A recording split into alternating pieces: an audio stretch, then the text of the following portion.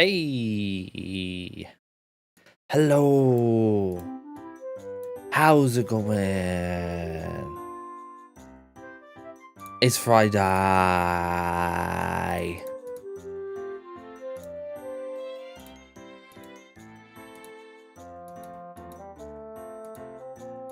It's Friday. Hey, what's up? What the heck is going on? You ready for more lawyers? Well, we got plenty of that. Actually, no, we have prosecutors. Sorry, this isn't that game. This isn't that game. It's kind of like that game, but it's like another game. Anyway. Yeah, a lot of stuff happened in the last one, honestly. It's kind of hard to give a clean recap about it. There's so much. There was like upstage play happening at an international embassy, and then somebody got murdered, and then somebody else was like, the place was on fire, and it's crazy. So much crazy. So many crazy. Yes, indeed. And we're right in the middle of it, so I guess without further ado, let's just get this darn thing done. I don't think I'm gonna finish it tonight. This is very long, and well, think of it this way. I have done 2 parts of it. I think when it says middle part 2, there's actually 3 middle parts. There's beginning, middle 1, middle 2, middle 3, and then N1, N2, N3. So if we very conservatively break it into chunks of 3, I think that probably leaves for like two parts per day, I guess. I guess that's about all we can expect. It's pretty long, so there's that. All right, let's get this done. This is our autosave. Should be right where we ended off. Yes, I do believe this is it. Okay. So the music turns on, of course, and this turns off because I didn't even give you a moment of quiet. You get to have fun today. I wonder when people say rise for the ashes, the longest case in Ace Attorney, did they count this one? Oh god, yeah, that one was pretty long. I wonder if this one might be a little bit longer though. Because it has like, I mean, all of the other ones have either 4 or 5 parts, and this has 7. It's twice as long as the standard case in this one. I bet it's about the same, but I think this might be very slightly longer. Rise from the Ashes took me a long time to finish. I think that was 3 or 4 streams, honestly. But yeah, here we are at the open air stage. I left the Damask 2 investigation to Franziska and returned to Babal. I suppose oh yes, that's right. It's 2 countries and they share an embassy. They were 1 country and then they broke into 2, but they still share an embassy. It's like a whole political thing too. There's a lot going on right now. I suppose my first order of business should be to look into Babal's statue. Mr. Edgeworth! Hey! It's our pals. So, Kay, what's the situation? Oh, it's great. Investigating is so much fun. In other words, they've made absolutely no progress. We weren't goofing off, honest, sir. We've been investigating our hearts out. Very well then, would you care to give me an update on your investigation? Oh, we've had a really fun time, sir. I knew it. 0 progress. They didn't even investigate. They just went to get ice cream or something. In any case, Detective Gumshoe. Yes, sir. You have permission to enter the Alabastian embassy, is that correct? Yep. As a local detective, I'm helping out with investigations on both sides, sir. Good. In that case, I can leave these pieces of evidence with you. Okay, we're giving him evidence. It's like the thing they do where we get rid of unnecessary evidence. They belong to the lady under the Pink Princess's mask. The Pink Princess? What kind of lady is playing her, sir?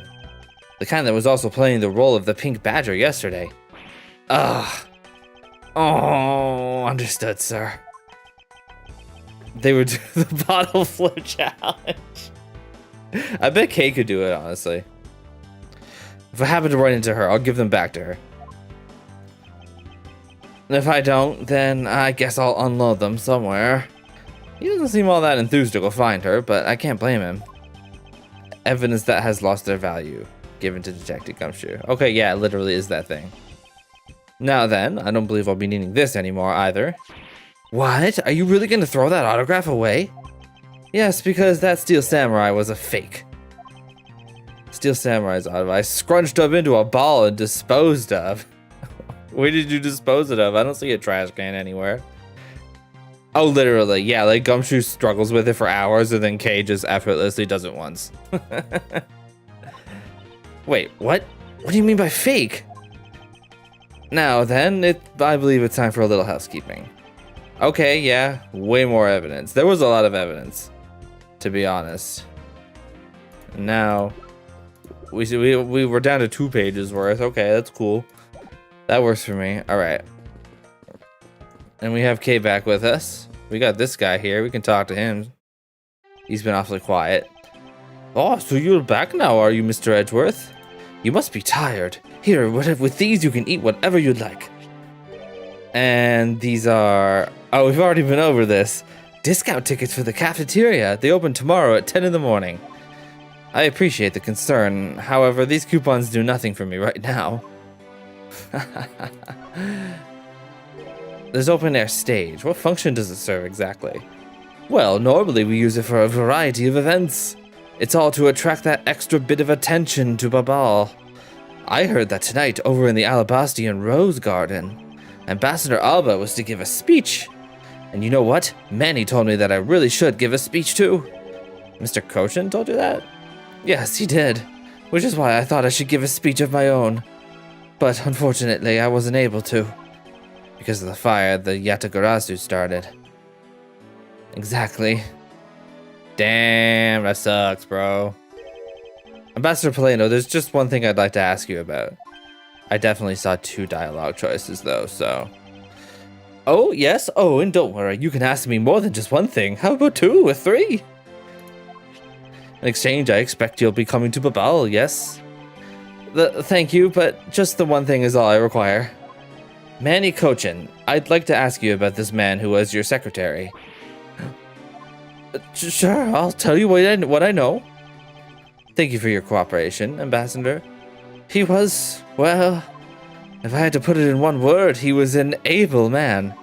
If there was ever anything I needed as an ambassador, he was able to get it for me. To think that a man like that had a hand in a smuggling ring right under my nose, going completely unnoticed. Yeah, well, if Breaking Bad taught me anything, a lot of these guys hide in plain sight. Actually, I suppose because he was an able man, I was unable to detect his dirty dealings. It sounds like Mr. Kochin had a very sharp mind. Damn, Manny Kochin was literally the Gus Fring of Ace Attorney. Dusper, what's up? Good to see you. Yeah, it's so different from all his other ones. I feel like I should do a different voice every time he does that sprite. Like, he just suddenly does like the gravelly voice. Like the one I do for Detective Bad. Technically, the Detective Bad voice is actually just me imitating this one Grand Theft Auto 5 streamer who plays like a detective guy. I'm doing a bad impression of that. Yeah, those fingers are doing a little too much, huh? Recently, Manny had been really busy. Since I became the Barbalese representative at the Country Unification Council, he's been working tirelessly to cover my work for me. I'm sorry, but what is this Country Unification Council? Oh, well, you see, had tonight's events proceeded without a hitch, our 2 countries were to reunify and become one again. But I guess with how things turned out, that dream won't be realized anytime soon. Huh, I suppose not. Killer Budney, let's go, 6 months. Thank you so much for the resub. What case are we investigating today? Are you investigating the murder of the youth by TikTok and their woke agenda? Something like that. Something like that. Yeah, Ace Attorney really failed to predict TikTok, right? Thank you for the 6 months, though. Enjoy the new sub badge. You get a nice pink one now. Suppose not. Okay, Primaduck statue. Tell me more about that. Ambassador Plano, I'd like to ask you a little more about the Primaduck statues. Oh, I see. Well, let me ask you this. He was Chinese? Oh, gosh. Wait, you're talking about this? Okay. I was like... Oh, man. Yeah. That clip was wild. Did you know that Alabasta and Babal used to be one country called Codopia? Yes, I know that much about your history. Well, the Primaduck statue belonged to the founders of Codopia. At least that's how the story goes. It was bequeathed unto the king of Codopia as a symbol of the country's wealth. It's going good. I'm doing good. Thank you for asking. I'm doing pretty good. I had a couple days off, and yeah, I guess I could do personal news now that more people are in. I had a couple of days off. Earlier today, I had a hair appointment, which went pretty well.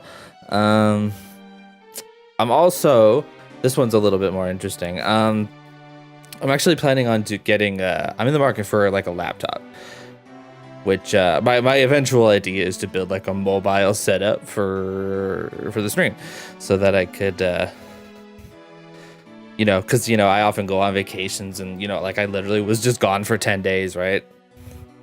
I wasn't able to stream at all, unfortunately, with where I was at. But if I get something like that set up, then basically I can stream anywhere that has a connection. So that would be really helpful. I definitely wished I had one when I was on vacation last time.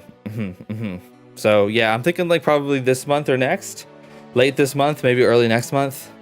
I'm gonna look into a laptop, and then maybe you won't have to be without me for a week or a week and a half at a time, because I do like to travel. And most places have at least acceptable internet connections, so yeah, that's what's going on with me. Oh, I also got a Wii. I have a Wii. I got a really good deal on a Wii, which means GameCube games are on the menu. I have right here. I'm tapping it. I got a Wii to HDMI converter. Basically, just stick it in the back of a Wii, and then you get HDMI output. There's a little bit of mixed reviews on most of them. Yeah, ASMR. Yeah, I'm scratching the surface of my Wii to HDMI converter. I'm gonna plug the heck out of this thing into the Wii that I have, or the Wii that I'm getting. It's still in the mail. I don't have it yet. So yeah, Metroid Prime 2. We're gonna be doing that because they kind of are dragging their heels on doing Metroid Prime 2 remastered. But you know, whatever. It is what it is. We're gonna play it. We will definitely be playing it after we finish Metroid Prime. So yeah, that's about it. That is about it. Okay, I'm gonna repackage this thing. You get a little bit more ASMR. Okay. Yeah. Exciting times are ahead. You're gonna see so much of me. Honestly, you're never gonna. I'm gonna become the absolute content goblin I was always meant to be. To be honest, I think that's about to happen. I think within the next year, my powers will be fully unleashed. I am untethered, and my content goblin knows no bounds.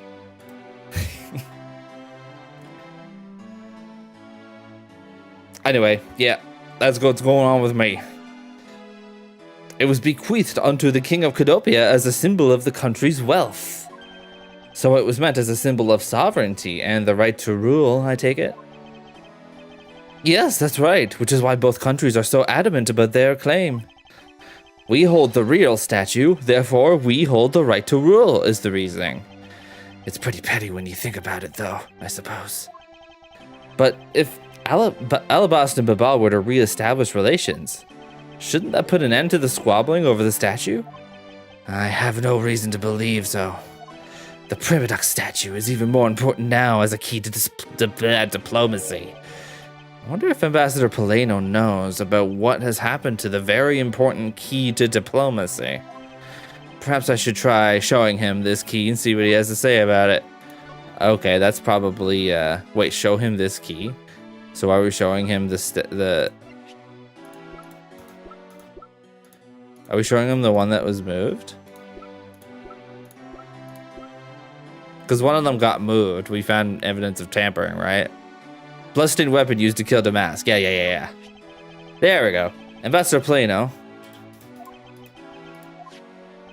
The Primiduck statue sitting in Alabast right now actually belongs to Babal. So it would appear. I received a call from Miss Von Karma about this earlier. Then you will understand why I wish to inspect Babal's Primiduck statue immediately. Because the statue currently in your country's possession. Yes, well, I've already inspected it myself, and it is definitely Alabast's statue. I know because it's the real statue. Then you're saying that Babal's was a replica. I'm embarrassed to say it's true, even though I know that someday it would exposed. I received my orders from the leaders of Babal, and I was to negotiate with Ambassador Alba at this event. I was to negotiate with him and fix the results of the evaluation tonight. To say that we could not determine which statue was the real one. Huh. Why are you telling me this? Well, because you already figured it out. Our statue is just a hollow gold shell. Even if Babal were to lose face, the reunification of the country is what's important. I'm right in thinking that, aren't I? I'm not making a mistake, right? Bro, you're the diplomat, not me. If you don't know yourself, then I won't pretend to know either. I never thought that being betrayed by my own secretary, the real symbol of wealth, would be given to me. Isn't it simply ironic? Damn. That's some real stuff right there. What about you, Gummy? I always want to talk to Gummy. You look like you're enjoying yourself, Detective. Well, I don't have much else that I enjoy as much as a good investigation, sir. So, what did you find out? Ah, well.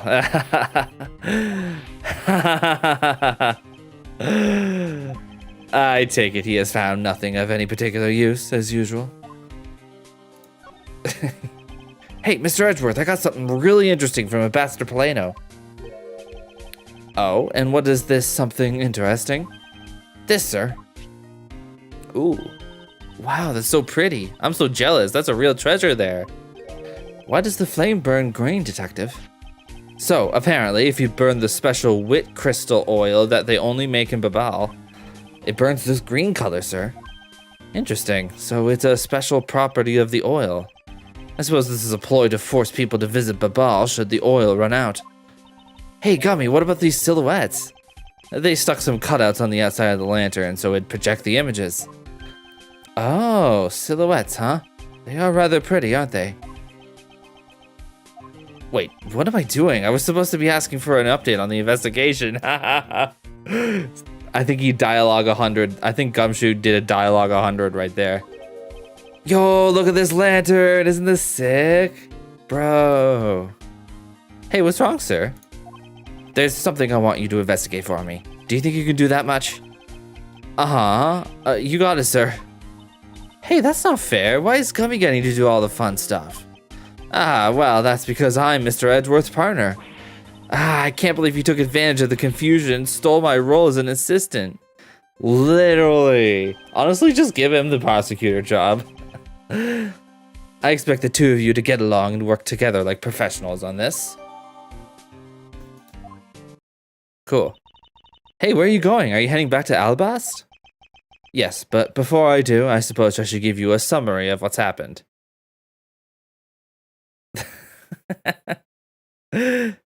Bro, look how pretty this lantern is, bro.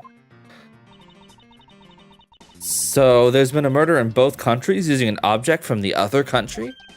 That's the gist of it. Babal is just as strict as Alabast in their inspection of the people and things that enter their country.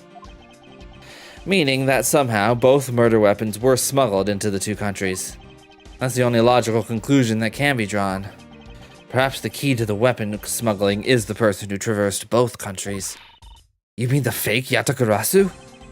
In one way or another, the Yatagarasu is connected. Of this, I am sure. Now then, where was the Yatagarasu first spotted? I believe it was the rose garden on the Alabastian side of the embassy. The garden is just on the other side of this boundary. It's where Ambassador Alba was to give a speech tonight.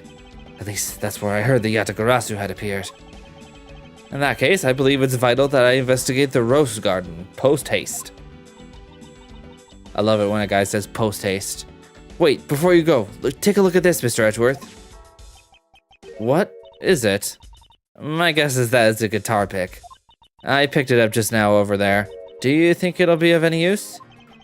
There's a little water on it, but how did the water get on it? It doesn't look like there's anything it could get wet from around here. I was thinking they have concerts here at the open air stage from time to time, right? Alright, I'll find its owner later.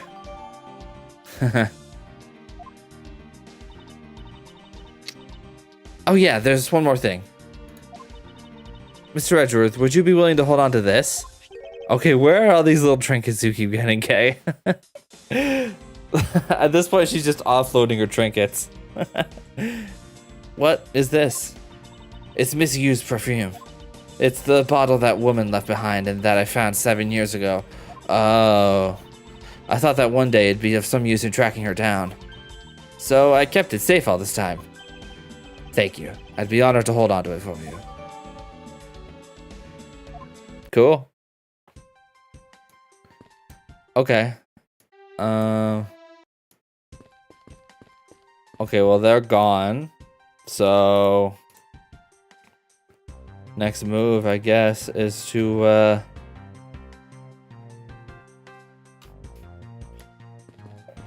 yeah, I guess we go back down into here, and then we enter over here.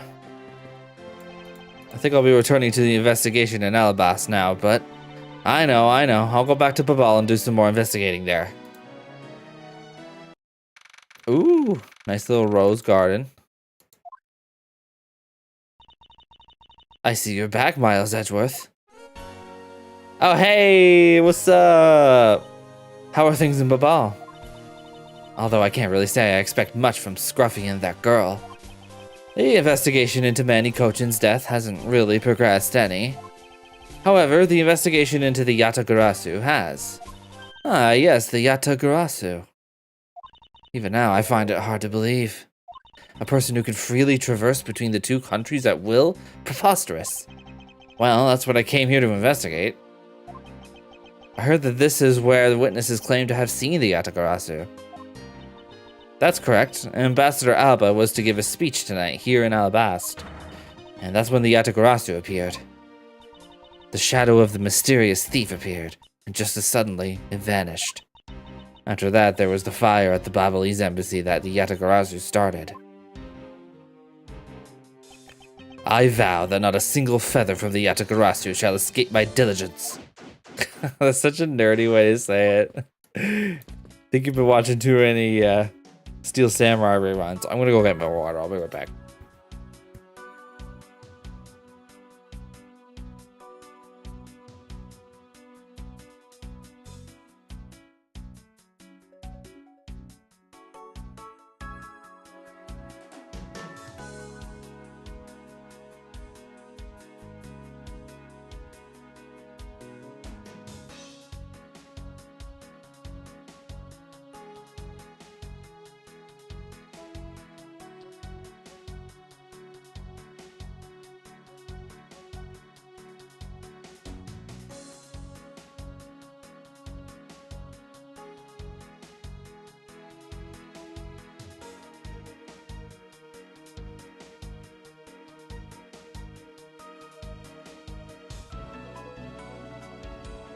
Okay, hi. We investigating. Ooh, we got some friends here. Okay. Have you finished checking out all the bystanders? Yes, sir. And we found... Yeah, isn't it cool?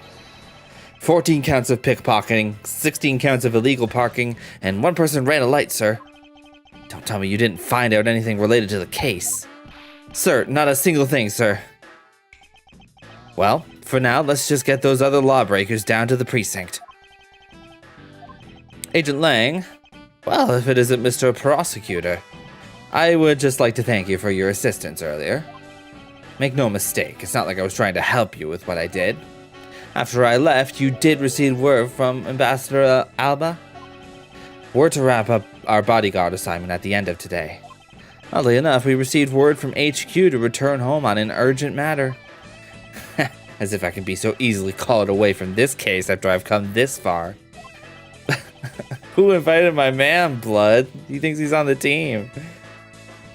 I swear that I'll find the truth and drag it out screaming into the light. You're with me on that, right, Mr. Prosecutor?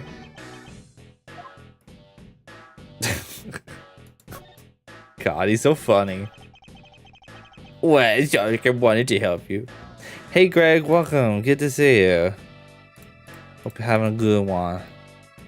You were working as Ambassador Alba's bodyguard at the time. So, naturally, you witnessed when the Yatagarasu appeared, correct? Yeah, I saw the thief all right, with my own 2 eyes. The Yatagarasu was always there, lurking in the shadows. But when the spotlights were turned on for Ambassador Alba's speech, a shadow appeared. That's when cries of, "It's the Yatagarasu," ran out. The next second, the spotlight went out, and by the time we got the area lit again, the deft thief had vanished. When we investigated afterwards, we found that the reason the lights went out was because someone had unplugged the extension plug for all the outdoor electronics. Whether it was someone doing it on purpose, or simply a guest who had tripped over it, we don't know. But one thing is for certain, the Yatagarasu was in here. So you're saying that basically all you saw was the thief's silhouette? Yes. If all you saw was a shadow... Faker, I think you're the fake hedgehog. Then it's entirely possible that the shadow belonged to someone else. Good thinking, sis. You just might be right. If it weren't for the fact that there was no one else with that same shape. Not among the staff or the audience members. My men have already done a thorough check of everyone, so I know I'm right. Someone else's shadow? That sounds like a plausible hypothesis. Oh,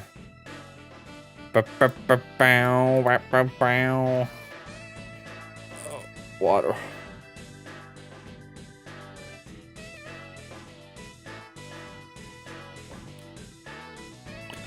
Alrighty. Let's take a look at some things around here. There are roses scattered on the surface of the water, creating a pleasant fragrance. It's not just for aesthetics. The pool's water is also used in putting out fires. I see. Oh. The pool stopped filling itself automatically. The fountain spouts are set to stay open until the pool's water reaches a certain level. If this water is used to put out fires, I suppose it must be refilled to its normal level. Which suggests that this pool was recently used somehow in the embassy. They're just using open standing water for fires? Don't they like use different, don't they like use a mixture of chemicals in like actual firefighting? Don't they use some kind of like flame retardant or whatever? I'm pretty sure it's not just water they spray, right? It's like a goopy stuff. Guess I'll take some notes about it just in case. Whoa! Dude, he's full of chlorine. Yeah, I think so.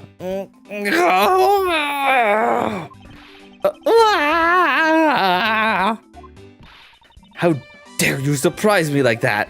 I'm sorry. Oh, hey, Edgy, thank you for what you did back there. Your gratitude alone is enough. More importantly, Larry, this pool is not for your personal enjoyment. I know that. Do you really think that I'm the type to just jump into a pool and swim around for fun? Yes. Alright then, did you by chance fall into the pool? Nice guess, but no dice. So you know my son, right, Edgy? Your son? I guess I kind of lost sight of him when I shook hands with the ambassador. And I'm pretty sure he was around here when I last saw him. Wait, was that an actual baby? Wait, hang on. You imbecile! How can you be so flippant at a time like this? What are you going to do if your son fell into the pool? And how old is this child of yours anyway? Huh? Oh, how old is he again? Okay, this is not a real child, right? Surely. Larry, this is the first I've heard of a son. Who exactly is the mother? The mother? Oh, that chick, the pink princess. The pink princess? Miss Von Karma, I was a bit confused by this man's words for a bit there. However, I believe what he is looking for is the doll of the Iron Infant. Yep, because I'm the Steel Samurai through and through, heart and soul. And the Iron Infant is my cute little son.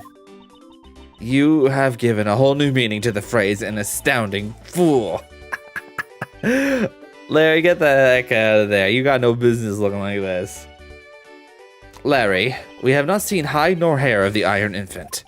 But rest assured that if we should find him, we'll let you know. Now get out of there. Sounds good. In that case, I'll go search over there. Hey, wait! Well, it's not as if he'll get very far swimming around in that pool. And though he's unrelated to the murders, he sure knows how to cause a lot of trouble.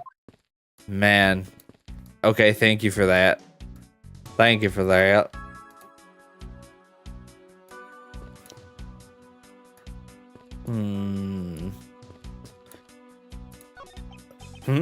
The statue bears a resemblance to the Primidex statue. You thought, yeah, what actually did what? The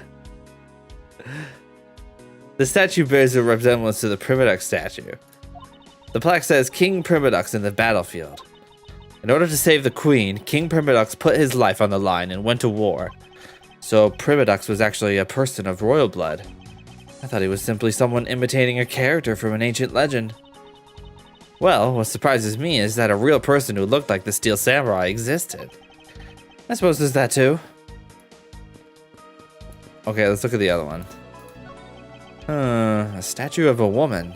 I wonder if the lady is pouring water. It says that it's a statue of the queen who spoke of love to King Primidex. Huh. Well, Miles Edgeworth, it seems that you are lousy at reading a woman's heart. I opened my mouth about a statue, and she somehow made it lead to that. You're so mean to him, Franzi. The suddenly appearing and disappearing shadow of the Yatagarasu. I believe I figured out its true origin. I expected no less from my subordinate. Now, let's hear what you know on the subject. What really cast the shadow of the Yatagarasu? Oh, are we, Actually, which is it? It was like a big spiky thing, right? What would look like that? It must have been one of these things, right? I mean, they're both kind of kneeling over. Is it like the first one? Because he is kind of kneeling over.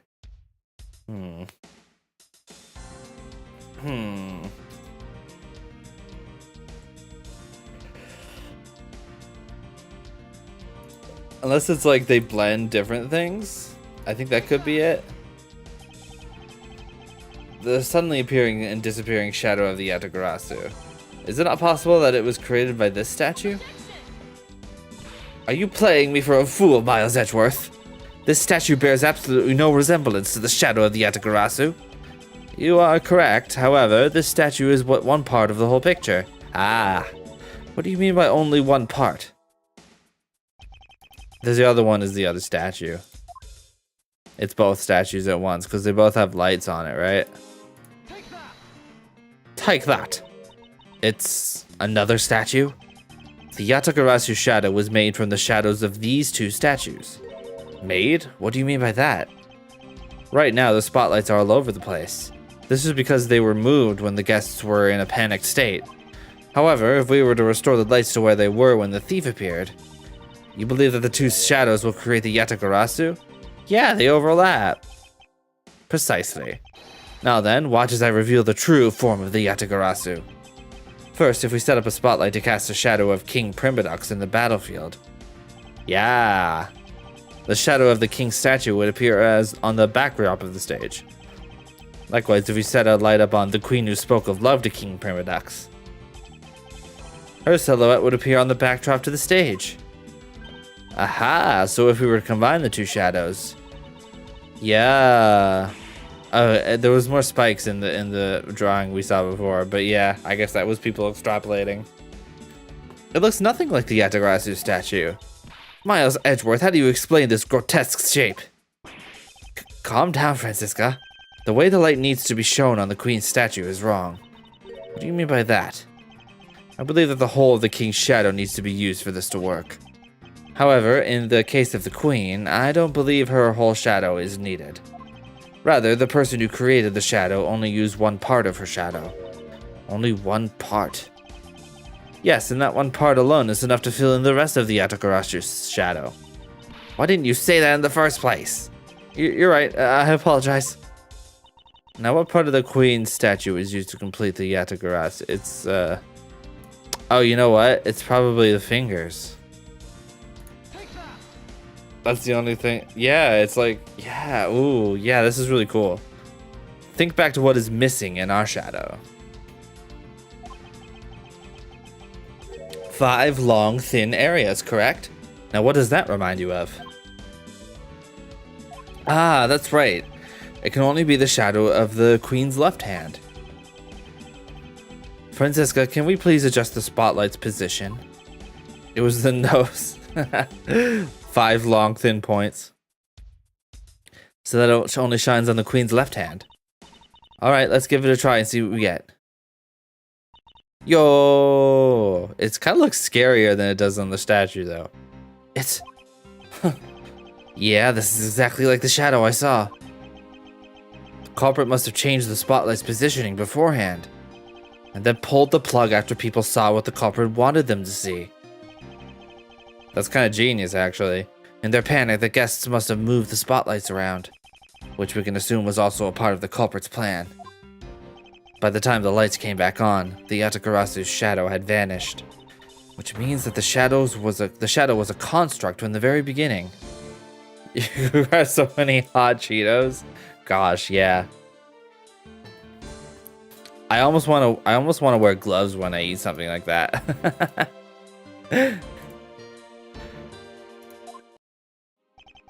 So you see, the Yatagarasu never did visit Alabast tonight. The only country that thief visited was Babal, although it can be assumed that the Yatagarasu had an accomplice in Alabast. An accomplice? But who? I haven't figured that out yet, but I assume it was the person who set up the shadow show. I sense the biggest clue yet to solving this case is the existence of this accomplice.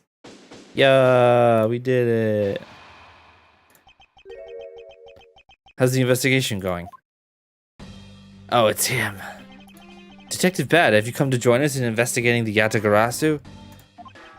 I've left the murder in Agent Lang's charge, and my only target from the very beginning is the Yatagarasu. So yes. So, what have you found out? I got a piece of evidence. May I see it? Sure, but you might regret it. We're here because we are ready to face whatever may come. So if you please... When people heard the commotion, bystanders started gathering. And one woman claimed, I'm telling ya, I'm a genuine international journalist. Oh, was that Lada? We know she's here. We saw her. She gave me an interesting picture. A journalist? Well, actually, she's a freelance cameraman. This is the photo I got from her. Whoa. Dang, he was crawling around the walls. What in the world? The Yatagarasu is flying through the air. He's literally inside our walls right now. The times they are changing. It's not just man, but evidence. Even they lie to us now. When was this photo taken? Apparently right after the fires, when the 4th and 5th floor were put out. It was taken from a nearby building that you could see the embassy from. I see. So this was taken after the fire. Dang, that's pretty crazy. The blur in this picture took off from the Babalese embassy, flew over the boundary, and headed for the embassy of Alabast. This is simply not possible. People are incapable of flight. Is that a fact? I've had the pleasure of dealing with a case involving a flying person once. Ooh, previous case reference? Actually, come to think of it, I've come across a case like that as well. Two, actually. Happens a lot. Maybe it happens more often than we think. Am I up to the task of solving the mystery behind this photograph? Well, the Yatagarasu took off from the Ablaze embassy, so I should start there. Franziska, I need to return to the Babal investigation for a bit.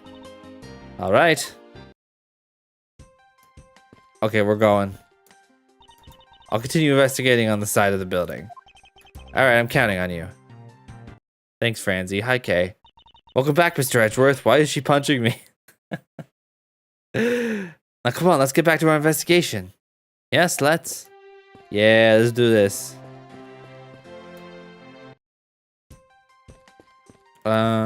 Okay, so what are we doing here? Do we go right in? Okay. He looks like he came from a different manga, the guy with the photo, I mean. Yeah, he definitely, I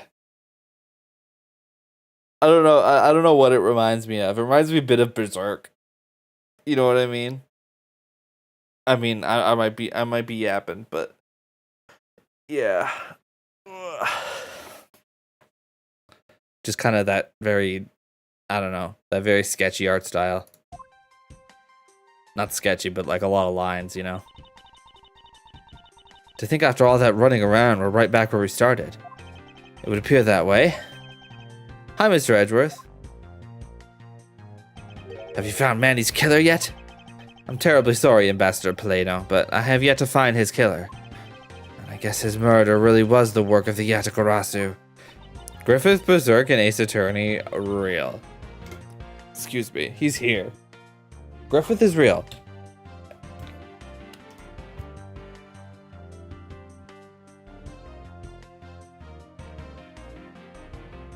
Let's get one thing straight. It was the work of the fake Yatagarasu. The real Yatagarasu is a noble vigilante who's only out to steal the truth. Miss Faraday, please don't make such a sad face.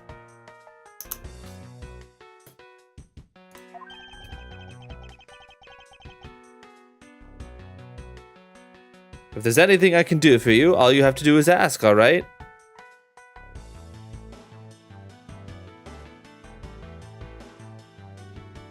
Give me just a moment here.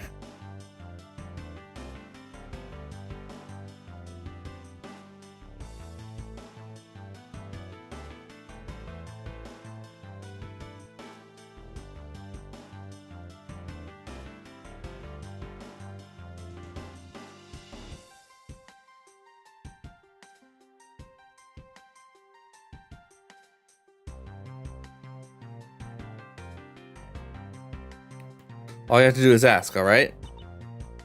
Mr. Paleno. Actually, there is one thing you can do. Will you allow us to take another look around?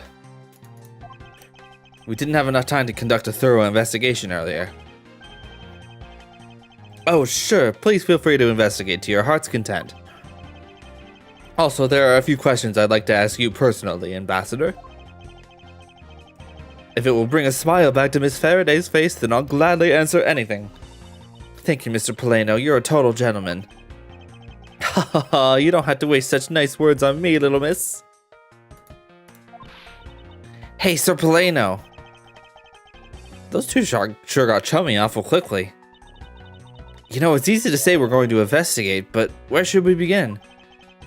We should probably start by comparing the state of this room before and after the fire. And then we should look into the matter of the suspicious person you spotted. Yeah, when I came into this room, that person was already gone. But I'm willing to bet that the person I was chasing is Mr. Kochin's killer. We don't know that yet. However, it's hard to believe that person is unrelated.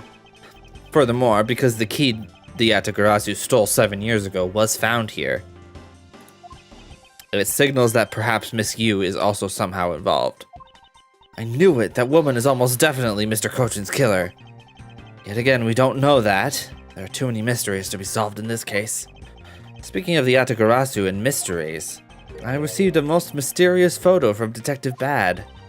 Uncle Bad? He's taking part in the investigation too? Yes, he has been chasing after the Yatagarasu for all these years. Uncle Bad. Now then, I was told that this person was taken told that this photo, was taken just after the fire. What? This kind of looks like the person in the long coat I was chasing. Does this mean that I was chasing the fake Yatagarasu after all? I don't know the answer to your question, but I don't think people can fly either. But this could be how that person escaped. Well, we'll need to investigate a bit more before we can say anything about that. In any case, let's not dawdle anymore and pick up our investigation where we left off. Bam, bam, bam. Okay.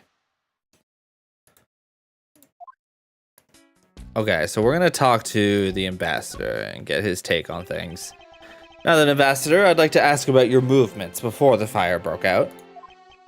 Before the fire? Which fire are you talking about? Which one? There was more than one tonight? Huh? Oh, I see. I guess you didn't hear about it. We had 2 fires here at the Ablaze embassy tonight. What a bother all of that was. Wait, but the only fire we knew about was the one after the Jam and Ninjas show. Ah, well, the first occurred at the start of the Jam and Ninjas show. Luckily, only the 4th and 5th floors of our embassy caught on fire. Not wanting to cause a panic among the theater goers, we decided to keep it internal. Then the fire after the Jam and Ninja show was the second one of the night? That seems sussy. Why did that fire happen? That seems really sussy. So the fire I witnessed was the second one. Come to think of it, did Detective Bad make reference to the first fire? When was this photo taken? Apparently right after the fires on the 4th and 5th floors were put out. Oh. We just assumed he was talking about the same one. I suppose this means that after the photo was taken just after the first fire was put out. So then what was the extent of the damage in the second fire?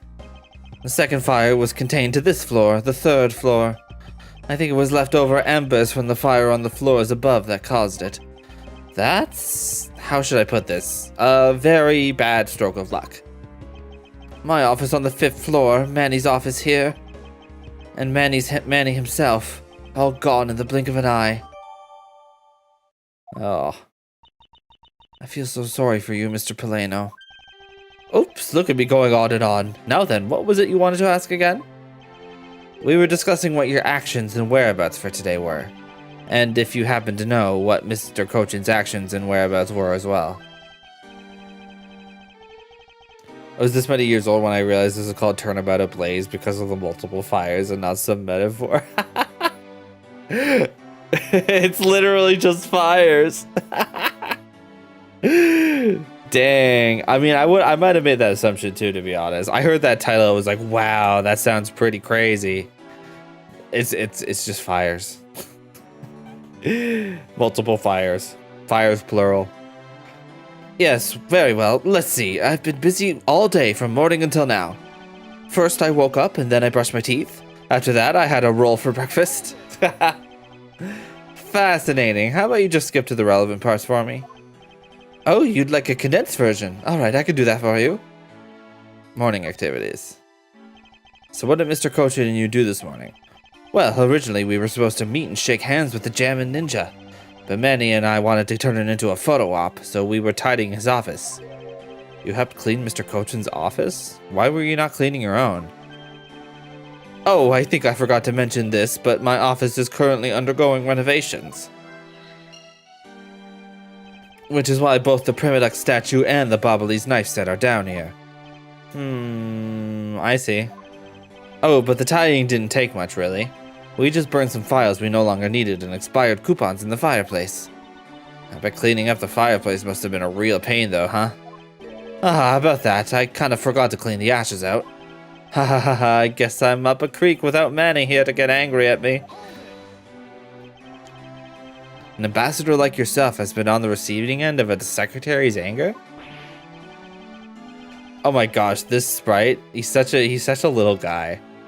Oh, he was very good at being mad. Why, even just this morning he got mad at me. I spilled some Ablaze ink onto the back wall when I was burning the files, you see. And he got mad at me, saying that I should treat the ink with more respect. Apparently orders go up the chain of command around here. That's about it for what we did this morning, just some cleaning. Don't tell me you had no other work to do, being an ambassador and all. Afternoon. I don't know if you could tell me what you and Mr. Cochin did this afternoon. Well, Manny and I went again together to the Theatrum Neutralis. We had to be there for the start of the Steel Samurai stage show. After the show started, I went back to my office on the 5th floor alone. Wait, but your office is being renovated. Why were you in there? So they were together until the start of the Steel Samurai show. A little while later, after I had straightened myself up a bit, I returned to the theater because I was to take part in the photo op on stage at the end of the show. There was a commemorative photo op at the end. It was a fantastic photo of the three of us, Ambassador Alba, the Steel Samurai, and myself. After the photo shoot, I went back to my office on the 5th floor to prepare for my handshake photo op with the German ninja. He seems to be rather overworked for an ambassador. When I got to my office, that's when the first fire broke out and I escaped down the stairs. My office was completely destroyed, but thankfully no one was hurt. I admit I ran away from the... Wait, so is it... He said it was doing renovations, now he's saying it's on fire? Huh? I admit I ran away from the first fire as fast as my legs could carry me. But during the second one, I pitched in and helped the embassy staff put it out. So you didn't see Mr. Cochin again after the start of the Steel Samurai show?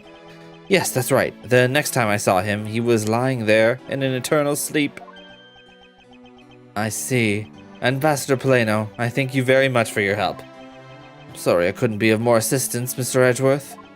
If there's anything else, please don't hesitate to ask, alright? Alright, cool. Thank you for that. Alright, we're gonna look around here. We're gonna focus on... Oh, actually, this thing here was blocked. We weren't able to go in here. But now it looks like we can. Ooh. It can be on fire and also undergoing reno. Plus, renos don't make it inaccessible. Usually it just means the key areas are sectioned off. Yeah, I guess that's true. I mean, I guess that wasn't a testimony. That was like, or it wasn't like, you know, he's not on trial. I was thinking a little too much like Miles, I guess. It appears that this area was heavily damaged by the fire. Yeah, I guess we should hurry up and get started examining everything. I won't rest until I've inspected every suspicious looking nook and cranny. I'm like trying to find inconsistencies when he's just telling me things. Bink. There's a bottle of Ablaze ink on Mr. Cochin's desk. It looks like there's still a lot of ink left inside. The seal is unbroken, so the fire probably couldn't get into the bottle to burn up the ink.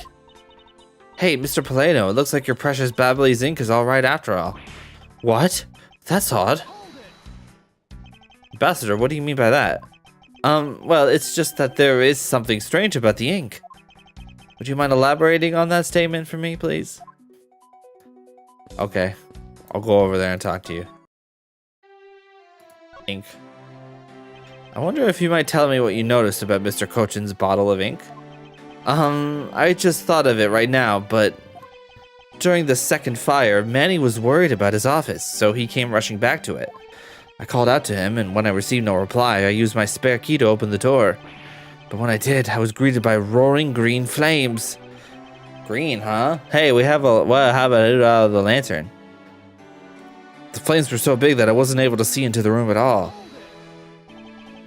The fire was green. What was the cause?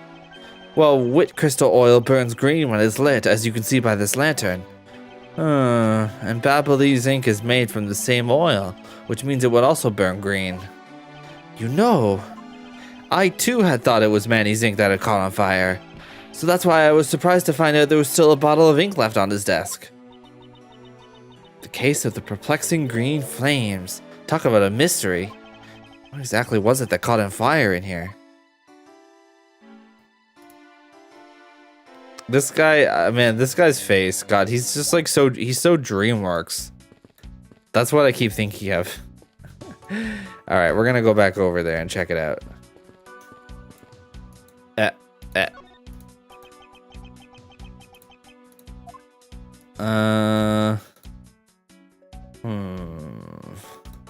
Oh, there's a drawer here. Let's check it out. That's good enough, right? It would appear that this desk also fell victim to the fire. It doesn't look too damaged. I think we can rifle through this drawer. Riffle? Riffle? I don't think that's a word. Literally unplayable. I suppose we really should take a look. Oh, there's a shape and some pens. Very cool.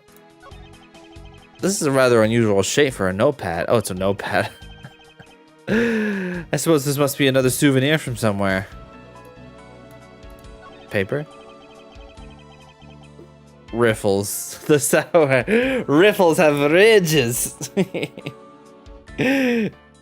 Heard they're putting chips in people.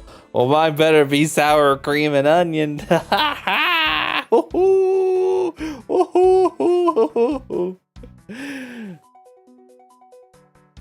The miracle never happened. God, that was so good. The miracle never happened. I kind of like that, though. It's like endearing in a way. It seems that the contents of the drawer survived the fire rather well. Now that's a sturdy desk. I guess that's the value of solid wood construction. Let's see if there's anything useful left in here, Mr. Edgeworth.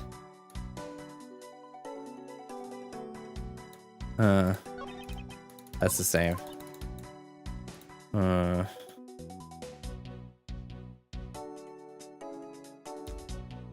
There's something to do with this, I think. Oh!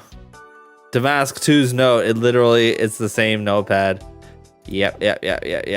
Deduce that thing. Yeah.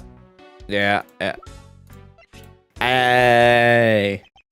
The shape of this notepad matches the shape of the note we found.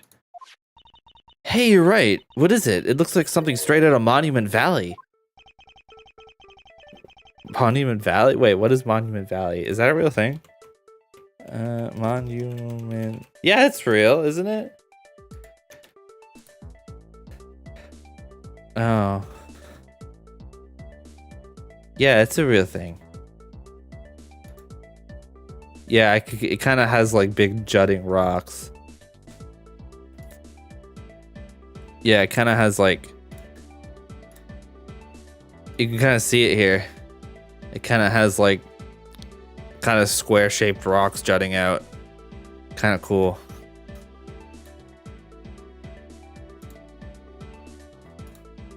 Oh yes, that notepad is a souvenir from somewhere in your country. We've been collecting them for the purpose of studying them, you see. Yes, I do. You do seem to be quite passionate about it. Oh, would you like to see my souvenir collection? I'd love to show it to you. Are you sure they haven't been burnt to a crisp by the fires? Ambassador Plano, I wonder if you might recognize the handwriting on this note. This looks like Manny's handwriting. I see, in that case. Oh, did you figure something out? This note was found in Alabast. Specifically, it was found being firmly grasped by the murdered Damask 2. He firmly grasped at Damask 2? Then this note. Yes, it was a request from Mr. Cochin for Damask II to steal the Primadux statue. What? Manny? Tried to steal Alabast's Primadux statue? We would know for sure if we could run a handwriting analysis. Ambassador, do you have any documents that were handwritten by Mr. Cochin? Yes, I can gather a few and give them to you. I'll have to ask Detective Gumshoe later to run the analysis. I can't believe that Manny would even think of doing something like this. Do you have any idea why he would have requested the theft of the statue? There is one possibility, but mind you, it's just my personal speculation. Anything you could tell me would be of great help, Ambassador. Okay, we gotta run over there and talk to you again. I'll tell you everything I know, but first you have to walk over to the other side of the room. I believe you said you might have an idea as to why Mr. Cochin hired Damask 2. Actually, I fear it may be my fault. As I was telling you earlier, we were to determine which statue was the real one as a part of today's event. But because of the Yatagarasu and the fire here, that got cancelled, didn't it? I'm actually relieved the rest of the event has been cancelled. For you see, Babal's statue, well, it's just a replica. And did Mr. Kochin know that about Babal's Did he know about the statue? Of course he knew, that's why he was the only person I could consult with. We'd have to do something once our statue was revealed as a replica. As to be expected, I was very nervous today, as this would impact our country's authority. Yes, I understand. Well, when I told Manny my concerns, he said, "Let me handle it, it'll be alright. I'll find a way to make sure you're the ambassador of the reunited Kodopia." At the time, I thought he was just trying to cheer me up. But when I saw that note, I realized he was serious. Mr. Kochin conducted a lot of business behind your back. I assume he did all that to ensure that you are the next Kodopian ambassador. Oh man, that's cute. But why was he trying so hard, I wonder? He was so much better at getting things done than I ever was or will be. I don't know the answer to why he was trying so hard yet, but I suspect he had an ulterior motive in mind beyond just simple kindness. Oh, here you are, Mr. Edgeworth. Sup, bro? Detective Gumshoe, have you collected the information that I requested? Yep, got it all right here, sir.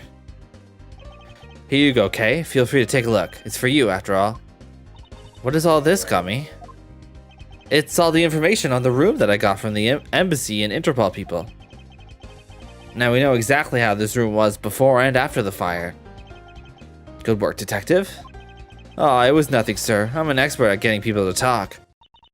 Wow, you two remind me so much of my father and Uncle Bad. What do you mean? As prosecutor and detective, your dynamic is just like theirs back in the day.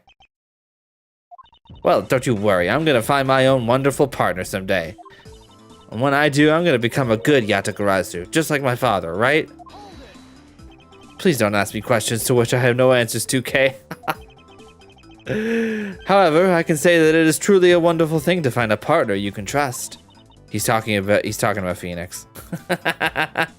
You bet. So what now, Mr. Edgeworth? Well, I'd like to ask you for a favor. Yes? That gadget, Mr. Thief, is it? That thing you thought call your secret weapon? Oh, you mean Little Thief. You're coming to rely on it, aren't you? I don't need a crutch like that. I'm only asking because I need it for the investigation. This is honestly so funny when you think about it. They're basically using ChatGPT in investigations. In criminal investigations. They're just typing things into ChatGPT to investigate murders. That's a little prescient, isn't it? When the information Detective Gumshoe gathered and the ambassador's testimony, I'd like you to please recreate this room as it was during the third floor fire. You got it. Alright, here we go. Dark skies of evening, when no other bird dares take wing, one alone remains all-seeing. Now, witness the true power of a real modern-day Robin Hood.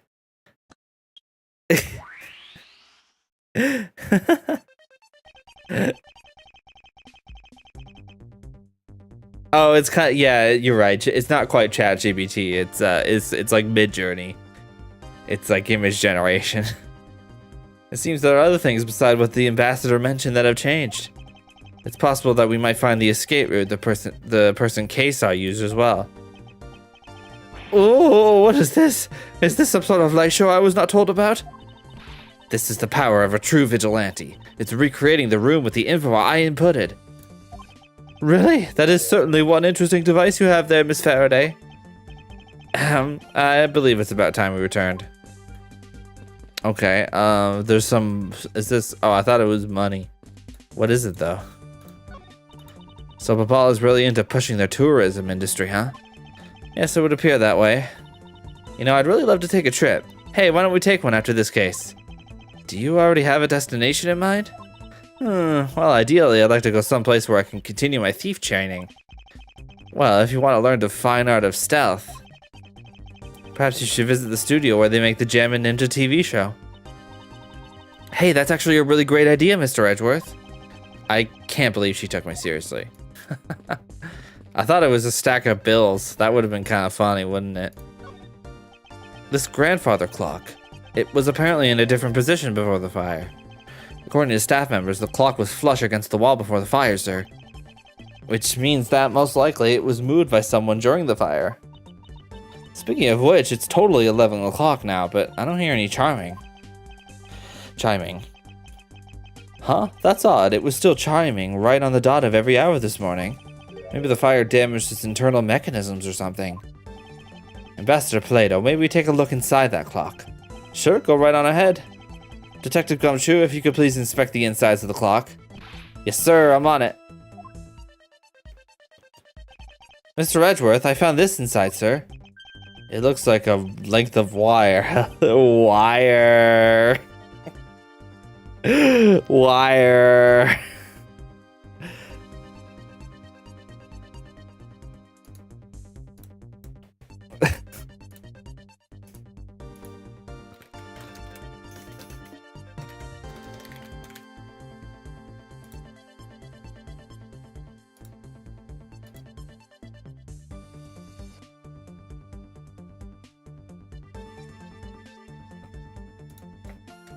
I'm telling you. What shall we use to conduct this beautiful current with? What one particular element comes to mind?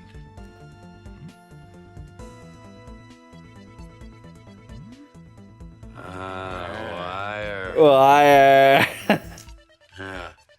Copper. Copper. Jesse. Wire. I'm so glad you got that. What was the long length of wire doing inside this clock in the first place? Wire. I love it so much. Just the facial expression is so perfect. Why would somebody do this to such a valuable clock?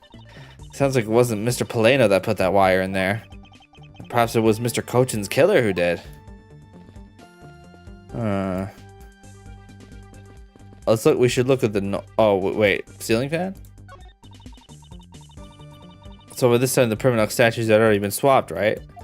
They must have been, as this one is covered in soot.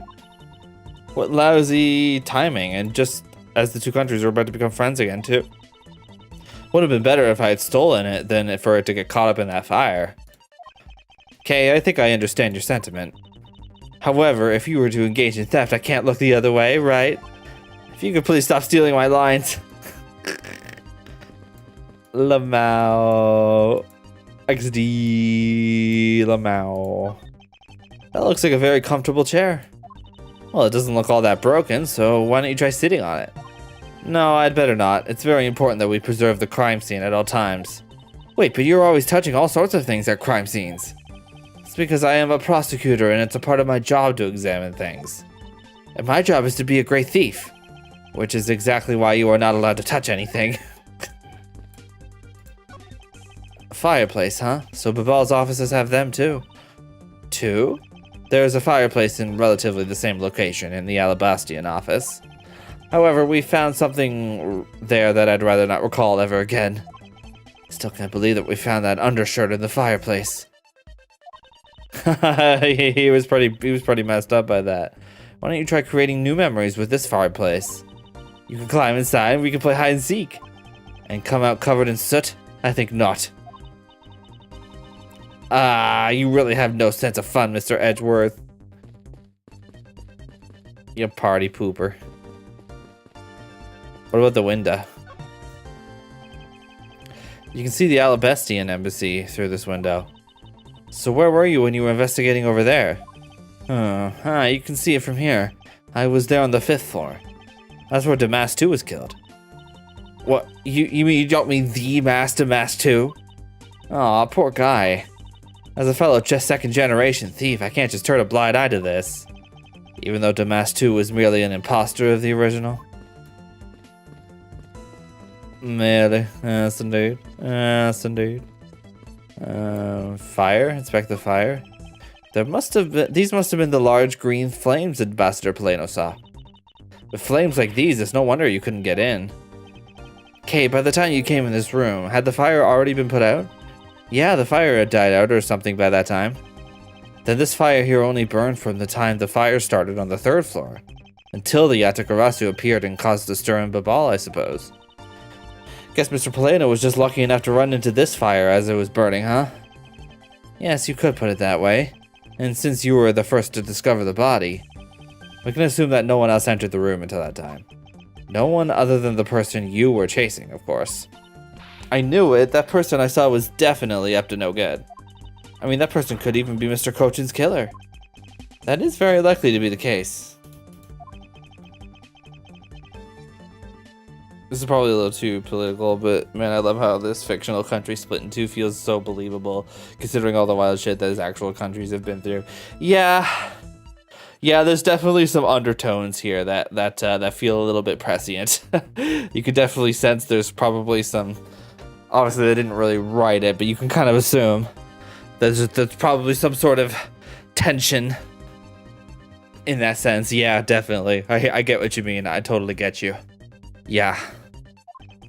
Must have chosen this room precisely because they knew no one would be in here.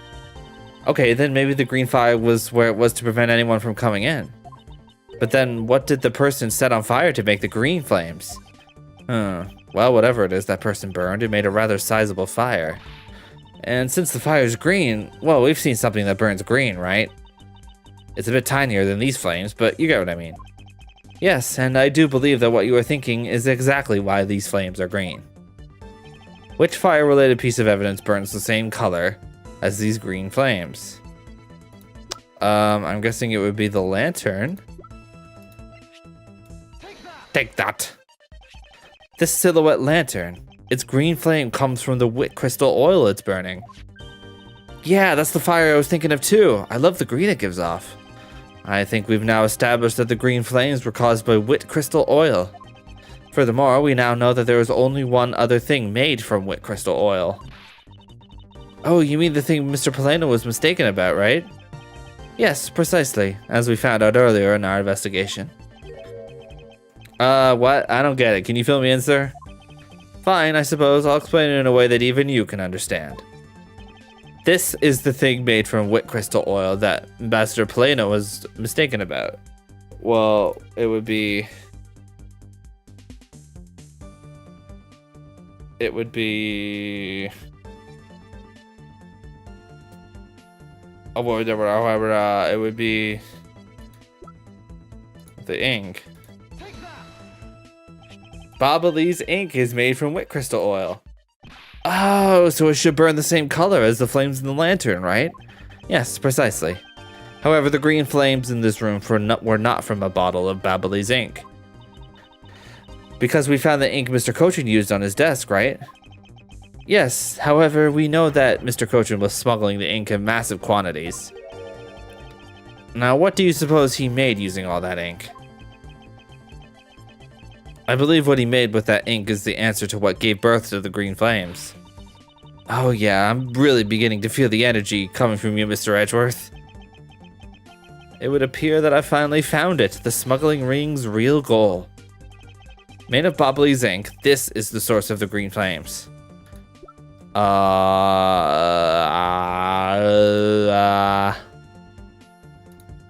What would that be? Beep boop beep boop boop boop boop.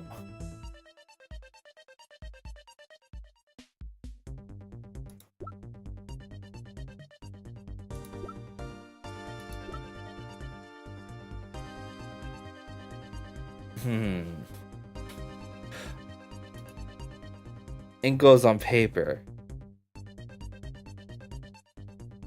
Ink goes on paper. Not this, obviously, but... Well, I mean, this would have been written with that ink, but I don't think that. Oh, they smuggle it. It's the counterfeit bills, made with Ablaze ink. Okay, yeah, it's the bills. Okay. I was so close. I was just like, oh, I know I can do this. I know I can do this. What would consume that great of a volume of ink to make? That would be the counterfeit bills that the smuggling ring made and are circulating in Zhangfa. Thank you. Thank you for the positive. Thank you for the positive reinforcement. Thank you for activating my neurons. You're kidding. You're saying that it was Mr. Kochin who made the counterfeit bills.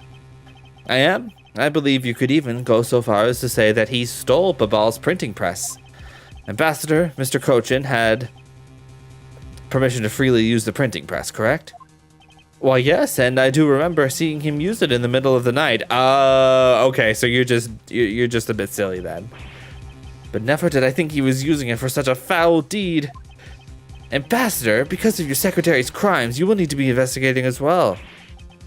Yes, I suppose so. We've caused a bit of trouble for a few countries, haven't we? It's my duty to search out all who shielded Mr. Kochin and concealed his crime. For they are the ones who started the fire in order to destroy the evidence.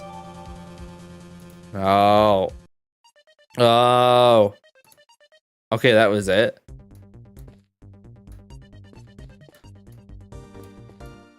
I think we might be talking to Gumshoe. You took part in the initial Babal investigation, correct? Yep, sure did. I also helped put out both fires, sir. But that first fire took me by surprise. I had a tough time escaping the 5th floor. First, I tried the elevator, but I guess someone else had the same idea because it was in use. If I hadn't remembered to use the stairs at that point, I'd have been burnt to a crisp. Okay, so first of all, you go for the stairs first. If you're in a building and there's a fire on your floor, you go for the stairs, you don't go for the elevator. That feels pretty basic.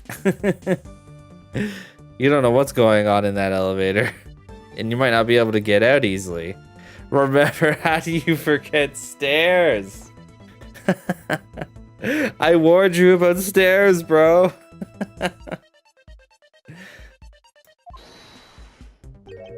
Wait, that's odd. We always warn our staff that in the case of a fire, it's dangerous to use the elevator. Yes, see, thank you. This is basic fire safety stuff. Maybe someone wrote it in a fit of panic? Detective, did you see the Yatagarasu that came into the Babalese embassy at all? I didn't, personally. And the other staff members told me they never got a good look at the person either, sir. Pretty next level. Oh, you know what? You get a freebie for that.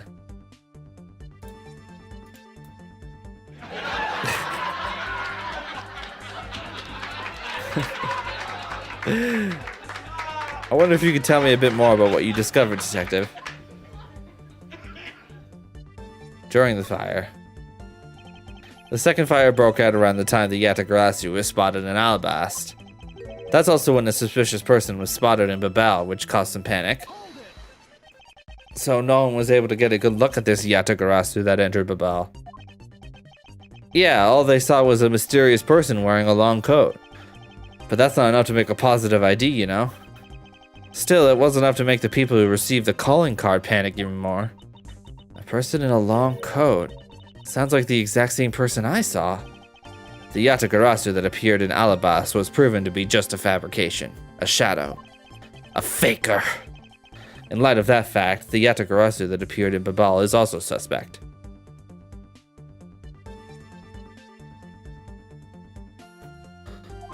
You can't be serious. Not when we're this close to capturing the fake. I mean, Callisto, you. So the Yatagarasu appeared, caused mass confusion, killed Mr. Kochin, then disappeared. That's crazy, bro. By the way, Detective, why did you not chase after the Yatagarasu?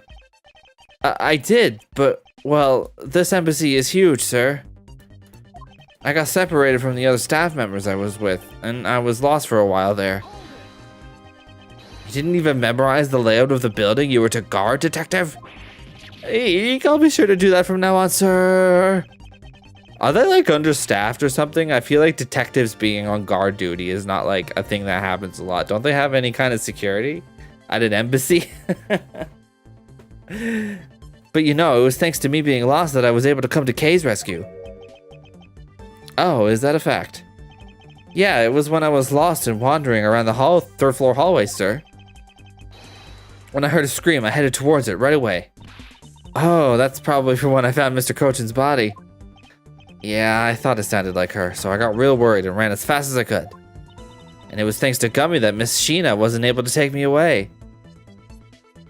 Using cops as extra hands is kind of normal, is it? Actually, now that I think about it, when I was in the States earlier this month, there was often just cops at Walmart. That was something I wasn't really used to seeing. They were just hanging out, like they were just stationed there basically.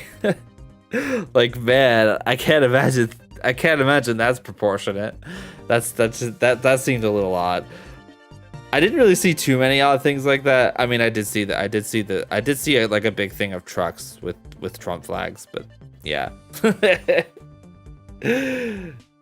Yeah, and like people were talking to them and stuff, and I'm like, really? Damn. Sucks. I don't like that. Don't like that. You covered for me until you got here, Mr. Edgeworth. Oh, I see. So you can be useful once in a blue moon. Still, it's too bad that Agent Sheena got here before I did. I just couldn't believe that I was seeing this in person. It wasn't like close to me. It was like kind of like a block away kind of thing. But yeah, they were circling the whole block. Wow. Crazy. I wonder where Agent Sheena was before you found her here. Well, just before I got to this room, I saw her coming out of the room next door. What? I think she's a little bit sus. Agent Sheena mentioned something about chasing the Yatagarasu herself earlier. Well, she apparently helped in putting out the first fire. Then during the second fire, I heard she was busy chasing the Yatagarasu. She seems to be a very dedicated agent. You would do well to learn from her. Why are you pointing at me when you say that, sir? We've examined everything in this office, but there is one thing that bothers me. Perhaps I should ask Ambassador Plano about it. Ambassador Plano, there is something I'd like to ask you about. Yes? About this office, it appears to me to be very similar to Ambassador Alba's office. For example, the location of the fireplace and the position of the grandfather clock. Ah, that's right. You've also paid a visit to the Alabastian side of the embassy. Our two embassies actually used to be one. Yes, I know. Even the pamphlet mentioned that. Which is why the building is bilaterally symmetrical. Hi, Arrow. Welcome. Good to see you. Glad you made it. We are turning about very wildly. Yes, yes. So much turning about happening here. So no matter which room, the location of the fireplace and the like are exactly the same. Even where the art is located is the same, as my room is currently under renovation. We worked hard to make Manny's room look like the ambassador's office. You mean for your handshake photo op with the Jammin' Ninja? Yes, that's right. I mean, what's a photo like that worth if it's not taken in the ambassador's office, right? Yet another odd expression of Babal's obsessively competitive spirit with Alabast, I take it. Thank you, Ambassador. That piece of information is all I needed to connect the dots. Connect what dots? Well, anyway, I'm glad I was able to be of some help. Okay, I think I'm gonna have the logics and stuff. Connected fireplaces, bilateral symmetry. Connected fireplaces. Bilateral symmetry. It's all connected! Oh, my brain is getting so big. Both sides of the building are symmetrical to each other. As we know that to be a fact, then this room's fireplace may also hide a secret passageway. A secret passageway? In Alabast, the fireplace turned out to have a revolving back wall. A revolving wall? It sounds like something out of a ninja house. Wow, there was a trick like that built into the fireplace, sir? What? This embassy holds that kind of secret? There seems to be a lot about this room that you don't know about, Ambassador. I guess it's time to pay the bill for letting Manny do so much work for me. Please, I really want to know about the real Manny and what you know about this room. What are you waiting for, Mr. Edgeworth? Let's get to the bottom of this. Agreed. And it's my first thought. My first thought is that it's likely the killer used the revolving fireplace. Ah, ha ha ha. Looks like just another fireplace, though, doesn't it? So how do you turn it again? In all of us, I had to push where the X was on the far wall of the fireplace. Oh, I see an X back there, sir. Let's see what happens when I push it. Ah, you scared me, sir.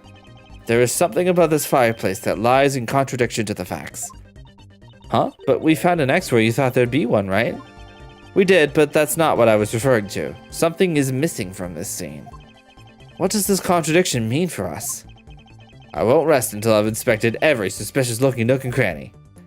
What are we looking at here? If we push this X mark, the fireplace should turn. A revolving fireplace wall. That's neat, sir. We should hurry up and... Wait, detective. There is something we need to examine about this first. Besides which, there is also something I'd like to test. Like what, sir? I'll tell you later, detective. For now, let's continue with the investigation. I'm gonna refill water.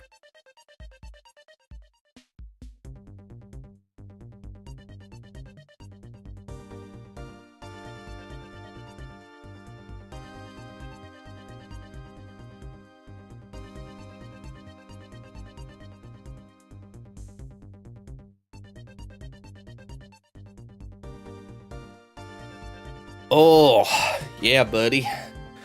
Alright, what the heck is up with this fireplace? Oh, hey, wait. This firewood isn't burned, is it? All I see inside this fireplace is starter wood. Huh? That's odd. It doesn't match up with what Mr. Polano said earlier. What is the meaning of this contradiction? Whoa.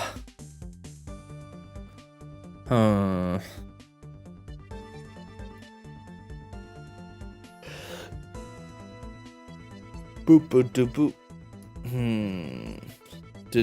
Okay. I think we're gonna deduce.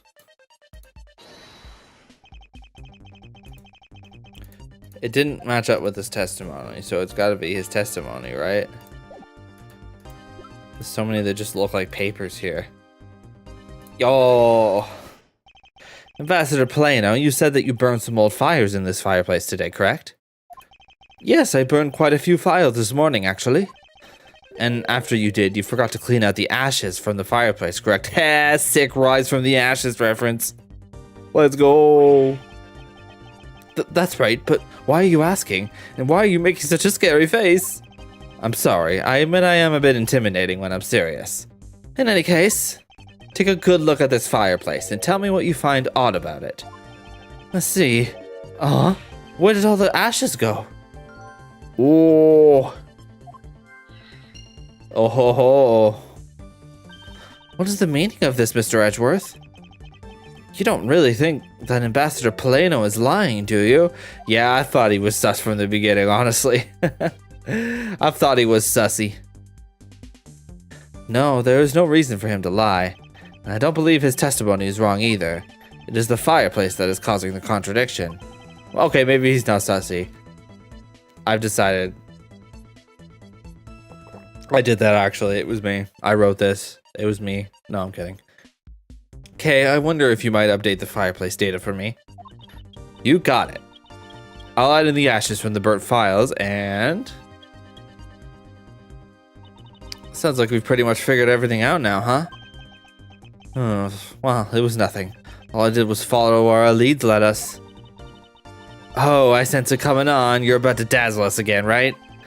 Oh, you mean that? Well, this must be what Mr. Edgeworth is known for, you know? There is really no need for you two to dance around the name of what I'm about to do.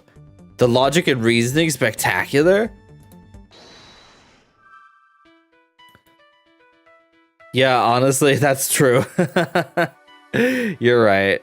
Okay, revolving fireplace used, and I'm guessing missing ashes. Yeah, that's gotta be it. Bow. The reason as to why the ashes are missing is simple. It's not because someone cleaned them up, right? No, because even if someone did sweep them up, the fireplace is too clean for that. Ambassador Polano said that he spilled some Ablaze ink while he was burning the files. And yet there is not a trace of the spilled ink on the back wall of anywhere. Well, then, I don't know what happened. Well, I'll tell you what happened. The two sides were switched. By using the revolving fireplace wall, the ashes were moved into the neighboring room, which means that this is a clear indication that the fireplace was used. Oh ho ho ho. Then, you mean the person I was chasing disappeared from this room through there? Yes, I believe the person you were in pursuit of is Mr. Cochin's killer. And after committing the murder, escaped through the fireplace. Ho ho ho. Wow, Mr. Edgeworth, you figured out the killer's escape route. I have, but this is only the beginning. Now we have to chase the killer down. Okay. Okay, here's something crazy. Do you think it was Sheena? She's kind of MIA, isn't she? We know she's around, but we haven't seen her in a while, since she arrested Kay, basically. If the killer used the fireplace in this room to escape to the next, then it's only logical for us to talk with the person who was in the neighboring room. Well, the person that was in the next room was... Oh, it was that person, sir. Yes, Detective, Agent Sheena. Yeah! It's looking more and more like Miss Sheena is the killer, isn't it? Let's not jump to conclusions yet. We need to go through what we know so far. She came running straight into this room from the next one, and instantly accused you. Furthermore, she claimed that it could only have been you that killed Mr. Cochin. I don't have any proof yet. However, I know she is hiding something from us. Okay, then why don't we go ask Miss Sheena herself? No, not yet. There's something that needs to be done first. Detective Gumshoe? Sir, is it my turn to do something, Mr. Edgeworth? Yes, I have a two-part special assignment for you. First, I need you to run a handwriting analysis on Damask 2's note. Alright, I'll get the lab boys on that right away. Second, I want you to see if you can fit through the revolving fireplace wall. Right now, sir? No, next decade, of course now. We need to test our hypothesis first, don't we? Go on, Gummy, you can do it. Alright, I'm gonna do this like a real man. Here I go, through the fireplace and back! You shouldn't need to psych yourself up that much for such a simple task, Detective. Get in the fireplace. Wow, the wall inside the fireplace really did turn. That's so neat. Now I want to try going through there too. There really is a secret passageway through there. I had no idea. Honestly, yeah, and like, even if she did, like, God forbid women do anything. I'm not gonna fix her. Her problems are a part of who she is.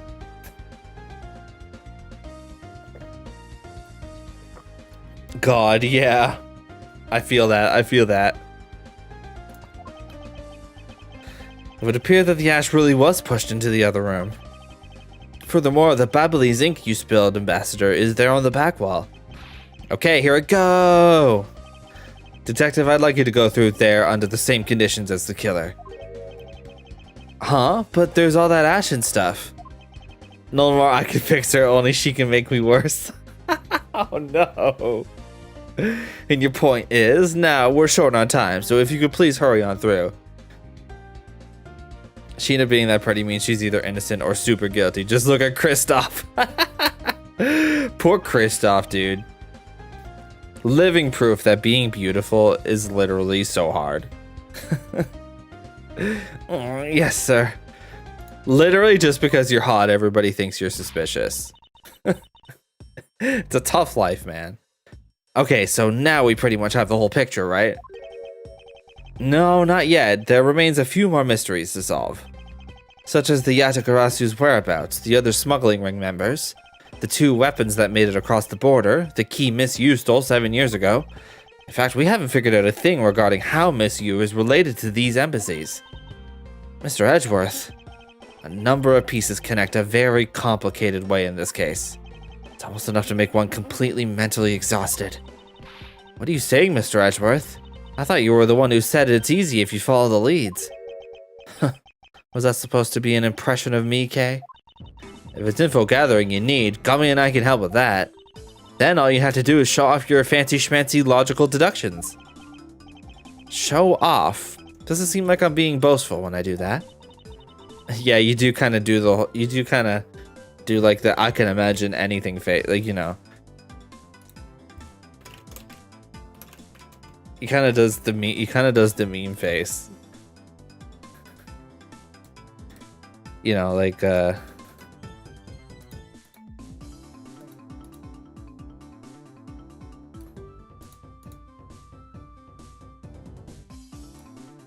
whenever he does that, he does like this.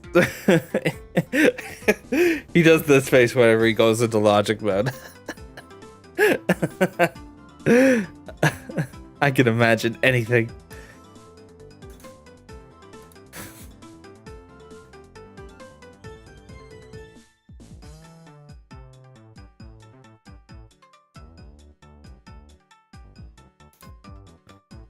New Edgeworth redraw just dropped.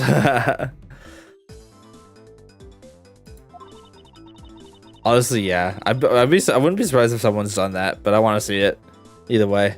We've been so focused like a laser only on what seems strange and out of place. It's no wonder nothing's clicked and we haven't unlocked anything yet. But if we think through things calmly, the answer should come to us. Okay. That's the sort of thing I say to myself when I'm practicing how to unlock padlocks, you know?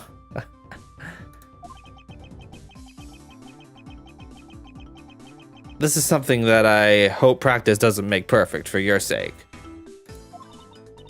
Yay, it looks like you're back to your straight-laced self again.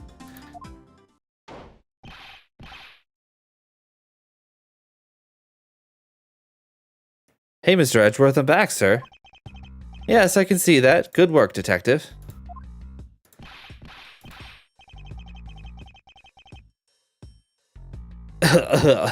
Looks like you can use that fireplace like a door, sir. Are you alright, Gummy? I'm okay. It's just a bit of ash and dust, that's all. Your jacket has gotten quite filthy. I see the hem has practically turned black. Yeah, well, quite a bit of the unburnt ink got on it, sir. I see. Thank you, detective. Why did they make him do that? Was that some kind of hazing? I don't think that was necessary. I'll even pay the cleaning bill for the trench coat. What? Oh, no, sir. I can never. This is just my old coat, sir. If this was a coat I actually cared about, then I'd get it cleaned, but, you know. I see. Very well, then. Oh my god, wait. Is this how he gets his new coat? Is this the story why he changes coats? So, because Gummy was able to climb through the fireplace, we know it can be used, right? Yes, but that's not all we learned. We actually learned one other important fact. Yeah, honestly, I would accept that. Even if I don't care about it that much. I will have to explain it to you later. Right now, we need to deal with the handwriting analysis. Detective Gumshoe? Yes, sir, I'll be back before you know it. The handwriting analysis on Mr. Cochin's handwriting will take a bit of time. Let us go and wait in the Theatrum Neutralis, along with Agent Lang and Agent Sheena. To be continued. Wahoo! Yahoo! Yeehaw! Ba-da-da-da-da-da-da-da. All right. Well, we got through one part. That's pretty good.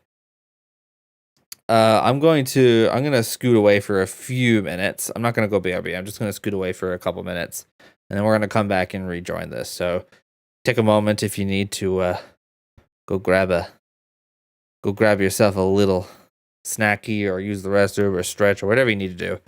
And I will just be right back. Actually, I am gonna put up the screen because I'm just gonna take a few minutes. All right, see you in a little bit.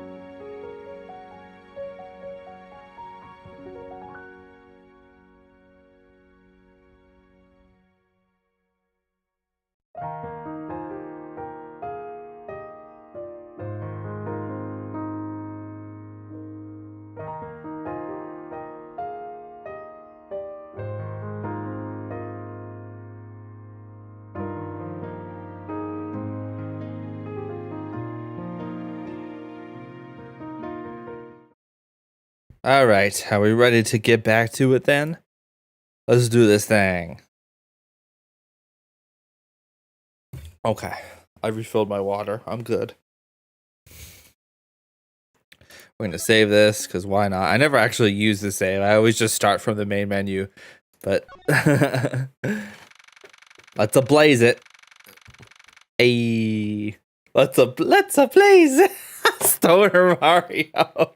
That's really good. Oh my god. Hey, I smoke a weed. Woohoo. Agent Lang. Lang Z says, little cubs never do they know the real fury of the elder wolves. He's known to love his leaf. That's true, that's true. I bet he would partake occasionally, you know? I bet he'd be that kind of guy. These quotes are definitely becoming increasingly difficult to decipher. And what does that mean? It means that you'll never know how angry I can get. Mr. Prosecutor, the counterfeit bills made with Ablaze ink, they were of Zhangfa denominations. Yes, so I heard from Miss Von Karma. But we don't know where the play money has gone. They must not have figured out that it was all burned yet. The play money, I love how she calls it that. Ever since those things showed up in circulation, my country's economy has taken a big hit. Zhangfa is in a financial chaos as we speak. Because we can't tell the difference between our own bills and the fakes. But it's not just the money, the citizens are also worried. I've staked the honor of the House of Lang on this. And I've come to this land to capture the mastermind behind the whole mess. I investigated how the bills were made and how the ink was smuggled into Zhangfa. And I pursued the smuggling ring all the way here. But tonight, this is where the final chapter was written. Despite my frantic efforts to chase the smuggler down, someone got to him first. And now I'm called to return home without a single answer. Agent Lang, Don't start. It's not your fault. It's not anyone's fault, Mr. Prosecutor. Ambassador Alba, I'm sorry for all the trouble tonight. Oh, no, it is I who should apologize. It was all because I was not strong enough. If only I was able to think of a better solution. Quercus, you fool. Curse your empty brain. You're being too hard on yourself, Ambassador. I take full responsibility for tonight. End of story. Sheena, let's go. Time to return to our den. Yes. I don't like to admit it, but there's not much else for us to do but go home as well. Agent Lang, a moment if... You, Wolfman and the secretary lady! Hold it! Objection! Pal! Detective Gumshoe, have you got the results of the handwriting analysis already? Yep, and that note was definitely written by Mr. Kojin, sir. Just as I thought. Good work, Detective. Oh my god. Hey, Mr. Prosecutor. How long do you intend to hold us up for? Yeah, it's just pal. Sorry to have made you wait, but I believe now everyone is finally here. Agent Sheena, I'd like to ask you something, if you don't mind. Yes? How exactly did you fail to see the Yatagarasu when you were in the neighboring room to where Mr. Kojin was killed? I'd like to explain that to us. What? Hey, Mr. Prosecutor. What are you doing asking her about something she didn't see?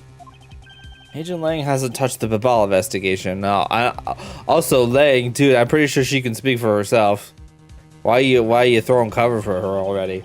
That's kind of sussy. So, I suppose I will need to explain a few things to him first. Miles Edgeworth, I can't even begin to imagine what's going on in that head of yours. The only thing going on in my head is the pursuit of the truth. Oh, it sounds like you have some sort of a plan. Very well, I'll supervise you until the end. Is she seriously going to treat me as a subordinate for the rest of the day? You're not trying to pick a fight with my subordinate on some flimsy guess, are you? I'm not trying to pick a fight, and the evidence is hardly flimsy, as you will see. Yes! Oh my gosh, the synchronized glasses. Let's go. That's so cool. I should have known that you and I are destined to fight it out to the very end. It would appear that way. Well, I'll prove her innocence. So let's see what you got, Prosecutor Edgeworth. With pleasure. For my opening argument, I'll discuss the Yatagarasu that appeared in Babal, and establish exactly who it was that Kay saw. Ooh, bangers. I think we have that emote now. I added it. Yeah, I added it a little while ago.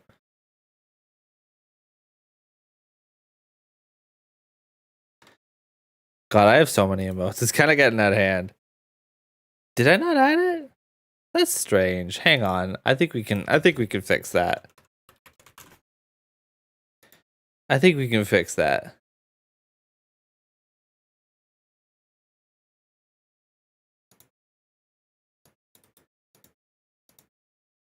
There we go. I think it should work now. Yeah, it works. 4 O's. I assume you've been briefed on Kay's testimony? You mean the suspicious person in a code that she saw? That's right. The person is one of the keys to solving this case. The person who pretended to be the Yatagarasu. Pretended? And what do you mean by that? I'll get to that in a second, but first I want to review what this person Kay saw did. Kay, if you could please explain what the person you were chasing did for us. Okay, you got it. I first spotted the suspicious person near the open-air stage on the Ablaze side. I called out to the person, but as soon as I did, that person ran off. I thought it was rather suspicious, so I immediately gave chase. For the sake of argument, let's call this suspicious person the Yatagarasu. Now, please tell us what happened when you chased the Yatagarasu up to the 3rd floor. Can do. I chased the Yatagarasu all the way up to the 3rd floor of the Ablaze embassy. It was pretty straight chase down the hallway until the sudden turn. The Yatagarasu disappeared around the corner, so I did my best to catch up. When I turned the corner, I saw the Yatagarasu run into Mr. Kochin's office. I gave chase and ran into the room. But when I entered the room, it was pitch black. I couldn't see a thing. I felt something on the ground next to my foot, so I turned on the light, but then... Ah! Who's there? By the time I had turned on the lights, the Yatagarasu had disappeared. When Kay entered the room, the person she was chasing was already gone. Why do you suppose that was, Agent Lang? What do you mean, why do you suppose? Isn't it obvious? The person slipped out through the door behind the girl under the cover of darkness. Sorry, but I know for a fact that person didn't escape through that door. Yeah, I'm sure Sheena just happened to be in that room while it was burning. Oh, and how do you know that with such certainty? That's easy. If the Yatagarasu had left through that door, they would have run right into this person. Oh shoot. Oh, I guess it would be Sheena, right? Because she was behind. Your answer is Sheena? Yes, because let's consider what would have happened if the Yatagarasu had used the door. When Kay screamed upon discovering Mr. Kochin's body, the Yatagarasu would have run right into Agent Sheena, who was in the next room over. Arrgh. Agent Sheena, would you mind telling us if you saw the suspicious person in question? No, I didn't see anyone. You see, therefore the Yatagarasu could not have escaped. It just means the creep slipped out before Sheena made it into the hallway. Huh, I doubt that, as there was another person in that hallway. A certain detective. Detective Gumshoe. Where exactly were you at that time? Me, sir? Well, when I heard Kay scream. Oh, yeah, he was coming down the hall too. I ran towards Mr. Cochid's office from the opposite direction of Agent Sheena, sir.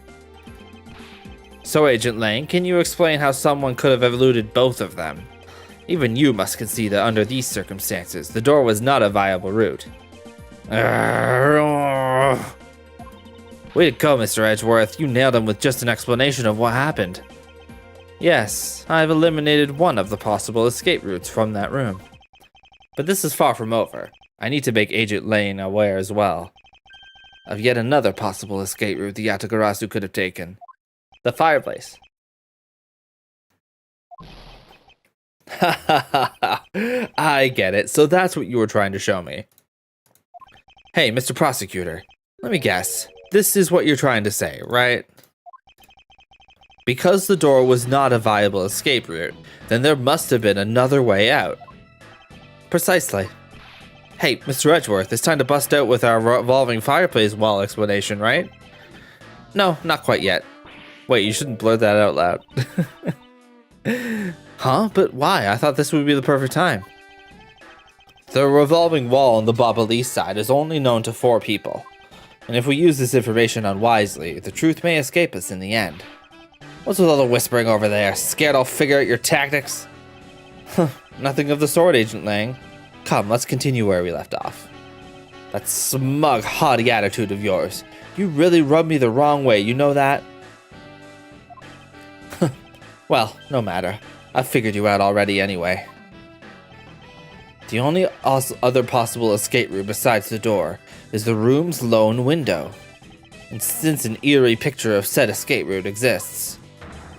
Are you saying that this photo captures the moment of the Yatagarasu's escape? I guess Detective Bad must have filled him in on the photo. I have to admit that at first I thought the window to be a possible escape route as well. However, I now know that to be impossible. Now, I realize you may not know this, but humans can't fly. Boom. Of course I know that. That's bloody common sense. Besides, I never said I thought the photo to be of Yatagarasu's escape route. I suppose not. Alright then, explain yourself. The shadow in this photo is not the Yatagarasu that Kay was chasing after. You can say whatever you'd like in whatever language you want. But there's only one language I really understand. The language of evidence. Very well then. I present to you proof that the person Kay saw is not the same as the one in this photo. Oh. The one who's not.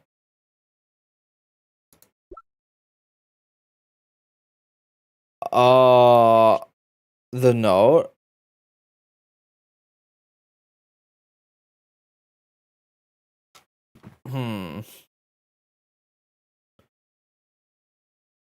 No, wait.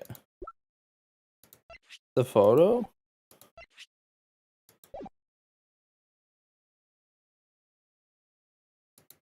Oh, well, they haven't. Have they seen the photo, though? They might know about the photo, but have they seen it? Let me explain to you precisely why the shadow in this photo is not the Yatagarasu Kay saw. Kay spotted the Yatagarasu heading for the 3rd floor during the second fire. However, the photo in question was taken just after the first fire. Yeah, way to go. That's twice you've bit him in the butt now. We're not done yet. You still have to explain what that shadow is. And how the Yatagarasu escaped. I don't suppose you can answer both, can you? Regarding the photo, I admit that we don't understand what it means quite yet. As I thought. However, the Yatagarasu's escape route? Now that I can answer. You can. Well then, Mr. Prosecutor, go on, enlighten me. Even I explain it, you'll try to find some flaw with what I have to say. You were busy heading up the Alabastian investigation, correct? In that case, I doubt you'd have much knowledge about the Ablaze side of the case. So wouldn't it be best if the lead on that side, Agent Sheena, explained in my stead? Sheena is my subordinate. If I don't stick up for her, how can I look her in the eyes and call myself her boss? Yeah. Lang, it's alright. I can take care of him. Sheena? You've shielded me a lot as my boss. I love how that implies that she's gotten in trouble before and he's covered for her. She's such a nasty little troublemaker. It's time for me to prove my worth. Also, this face is crazy. Love her. Alright, if you're okay with it, then you have my support. Finally, it's down to just Agent Sheena and myself. This is where the battle really begins. I love her. Lang really is a bro. Now then, what is it you'd like to ask?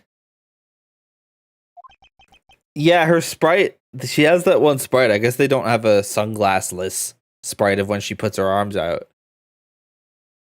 Which is kind of weird. I don't know why they didn't just make that sprite. They just wanted an excuse to take her glasses off again, I guess. A Shaggy Rogers voice? Yeah, he's the dude who clearly just got baked in the car on the way here. Let's see. Why don't we start with your movements inside the Ablaze embassy? During the first Ablaze fire, I assisted in putting out the fire. During the second fire, I was searching for the Yatagarasu that had appeared at Babal.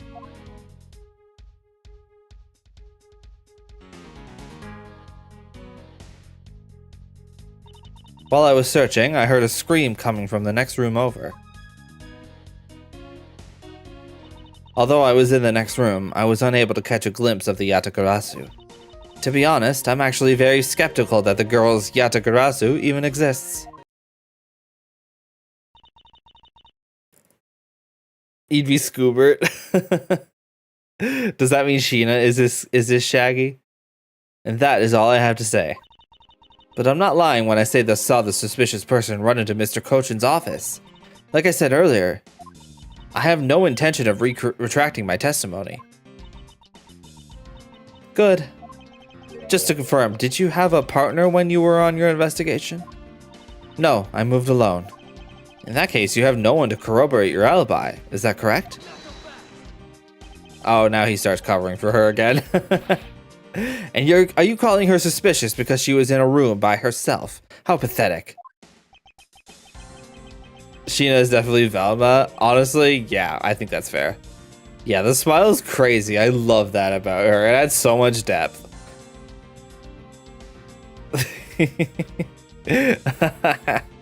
Oh god, yeah. It wasn't when Agent Sheena tried to arrest Kay under the same rationale. And how about when you accused Larry because he was the weapon's owner? Urgh. Not that it's unexpected for that useless lump to get into such a situation. Although I suppose it's never a good idea to let mistakes go uncorrected. I will make no excuse for what I did in that situation. Then you should apologize right now for making K.O. to be the killer, pal. I'm sorry. Sheena, apologize. I'm sorry. Oh my god, she's got a wet cat sprite. Yes! Yes! She's perfect!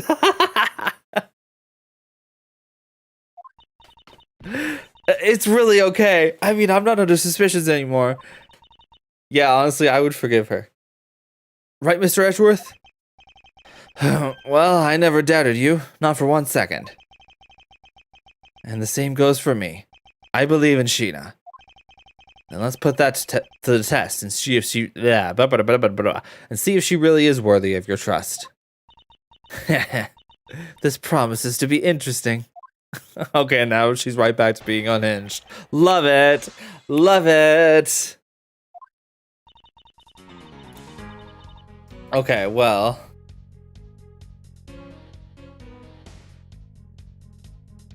During the second fire, I was searching for the Yatagarasu that appeared in Babal. While I was searching, I heard a scream coming from the next room over. I was in the next room, I was unable to catch a glimpse. But maybe you forgot, or maybe you just didn't know. But we have this. Being in the room next to Mr. Kochin's office is the problem with your testimony. Mr. Prosecutor, I don't see what problem you're talking about at all. Agent Lang, do you recall the secret we discovered in the Alabastian office fireplace? Huh? Oh, you mean how it connects the office with the room next door? What about it? Well, Alabast isn't the only country with secret connecting fireplaces. What?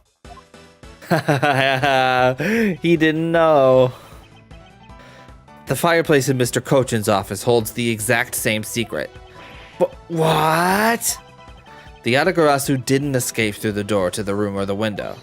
The escape route was through the revolving fireplace wall into the next room over. Haha. Now do you see?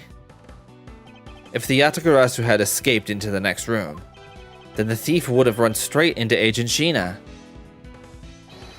Meaning that it's impossible for her to have missed the Yatagarasu. What is the meaning of this, Miles? Well, would you care to explain, Agent Sheena? How you managed to completely miss the fleeing Yatagarasu, or shall I? Oh, she's so sad. Look at her. I think we should stop picking on her, guys.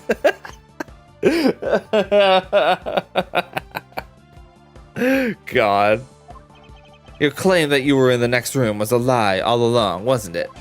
The truth is, you were the one Kay saw in the coat, pretending to be the Yatagarasu, and you were the one she chased after. As you tried to lose her, you ran into Mr. Kochin's office and headed for the fireplace. Then, you shed your coat in the next room, leaving it there to emerge as Agent Sheena. After that, you came back around to place Kay under arrest.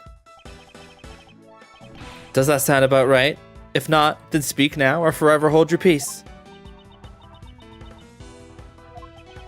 How dare you make Kay look like the bad guy when you're the suspicious one, pal? No way, wait. No. Wait. Sheena?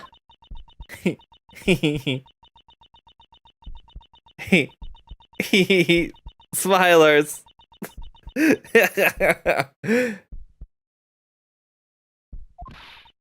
Oh my god.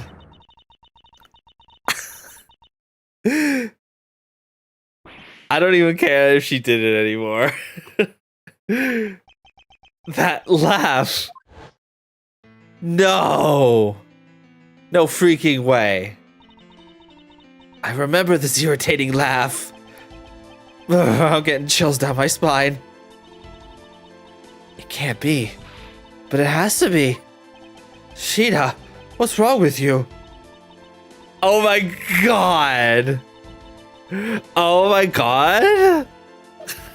I'm sorry. It was so funny that I couldn't help but laugh. Funny, you say? Yes, that you would accuse me of being the Yatagarasu. I know, right? I freaking know, right? The prosecutors of this country really are so very strange. Do you think you can get away with this by simply laughing it off? You think I'm taking things too lightly? I think not. It's that prosecutor who is. Look, everything you said earlier is nothing more than mere speculation. The Yatagarasu fled through the fireplace. Do you have any proof to back up your claim? She's so good. If you don't, then you haven't proven a thing regarding the Yatagarasu's escape route. The tone of voice you're taking with me now has certainly changed. That's because it's been a while since I've had this much fun. I think I'll let loose, and then we can have a real battle of wits. Oh my god, Fan's freaking self. For an agent of Interpol to show me the true power of her mind, it is a great honor. Of course, this gay boy, it completely bounces off of him. It will work on me, though. Don't underestimate me. I'm not some foolish broad, you know. I know, and that is why I won't hold anything back either as I answer your question. My question? Here is your proof that the revolving fireplace wall in Babal was used recently. Oh god, okay, that would be...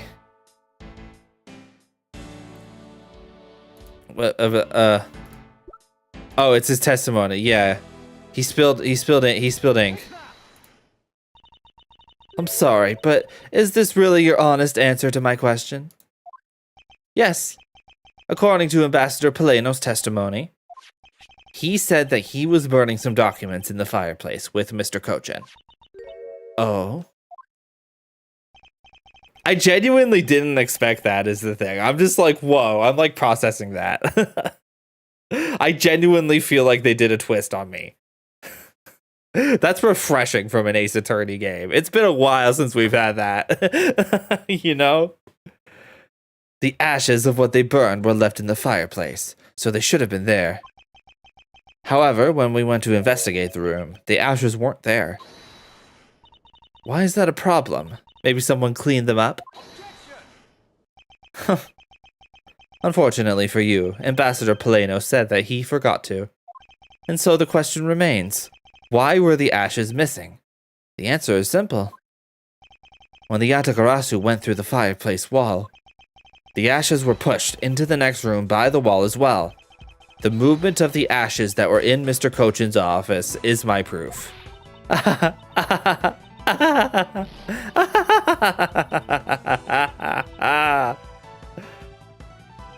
And just what is so funny? Ash as proof. Are you even allowed to submit such flaky evidence in court? You still wish to fight us? It does help that Sheena and you are completely different in persona. Until this case, Sheena has been Lang's completely loyal subordinate, even so far as being mainly a shadow. Yeah, I mean, she didn't talk most of the time, and then she started. Yeah, I mean, yeah, you know what? It's amazing what a cut and dye will do. You know. You still wish to fight us? I mean, I wouldn't. I mean, like, rethinking his #1 partner mug Christmas gift. Lang's like literally going through it right now. He's like, what about all the times we shared? I've told you some really private things about me, Sheena. How could you do this to me?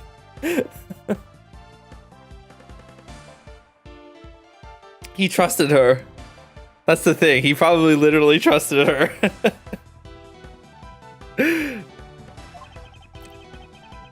In that case, let's hear your counter-argument. My counter-argument, huh? This really is just like being in court. Well, to me, we're simply continuing from where we left off all those years ago. I have no idea what you're talking about. It doesn't matter if we're at a crime scene or in court. Let's finish this here and now. I suppose. I've had a lot of fun today, but I grow weary of this game of cat and mouse. Let's make this the last testimony and wrap up this absurd case once and for all. Sheena's rebuttal. In my eyes, all you proved is that the rotating fireplace was used. But you can't really call that proof that the Yatagarasu used it, now can you? So then, who was it that used it? Show me your answer with real evidence. Remember, we've already finished a very thorough investigation.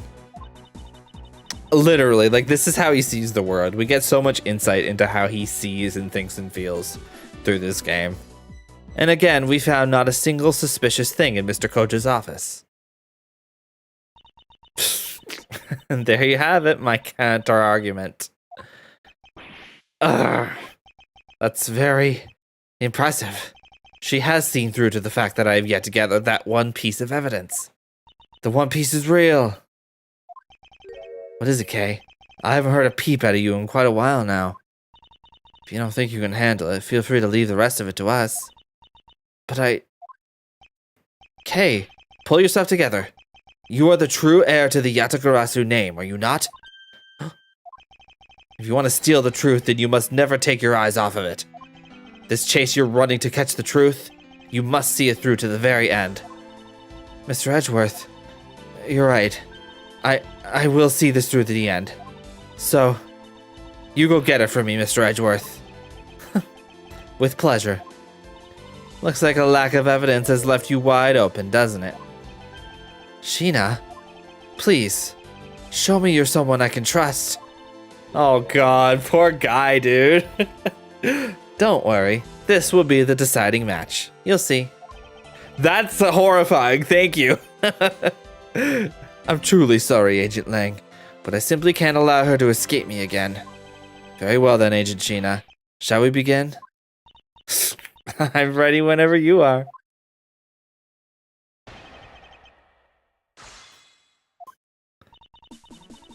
In my eyes, all you prove. Okay.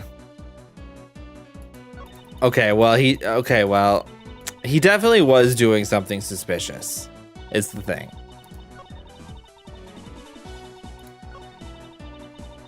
And we do know of one suspicious thing he was involved with, which would be these counterfeit bills.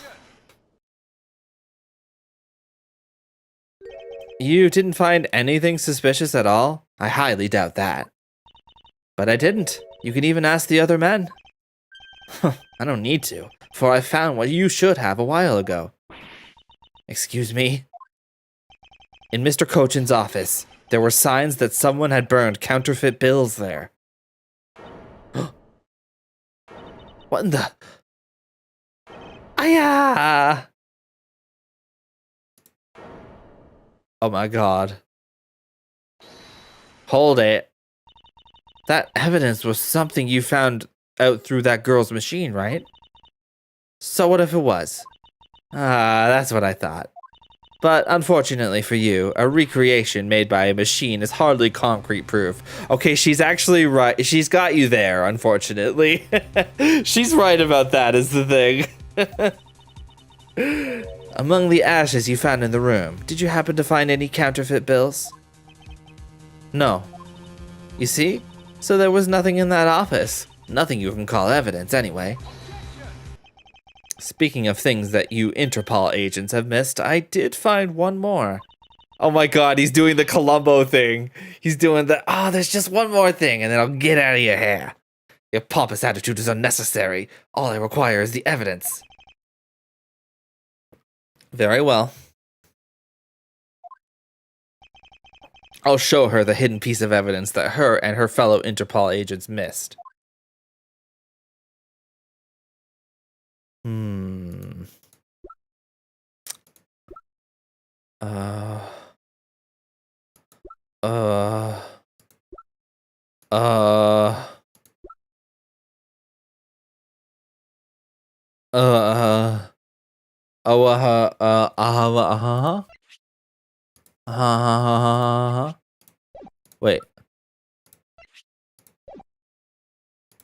Wait. How?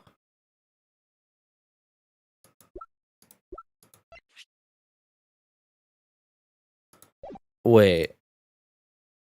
What would this be? Fellow Interpol agents have missed.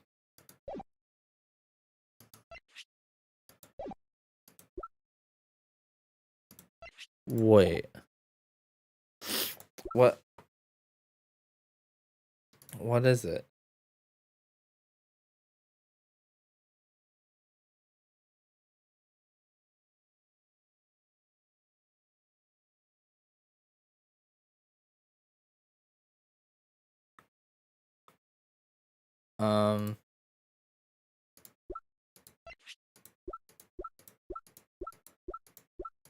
Okay, this is weird.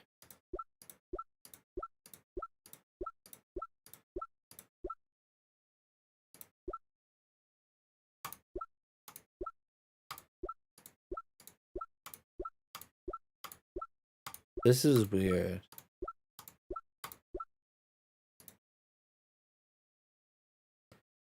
Okay, we presented the counterfeit bills. We're supposed to... I don't really get this. What am I presenting here? Like, I know what I'm supposed to, but it's not... Like, how do I... Which one? Like, it's supposed to be... Sheena's room. Which one would I present for that? This? Would it be the fireplace? I'm so confused. That's so weird.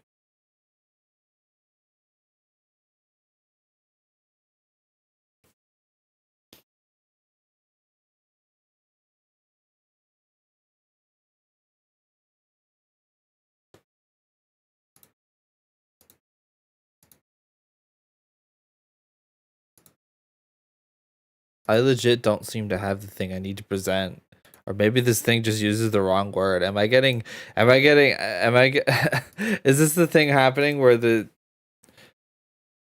guide writer is playing the German version and they call it something different? Because I don't think I have any item called Sheena's room.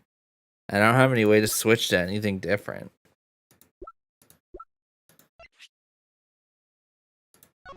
Do I have to like...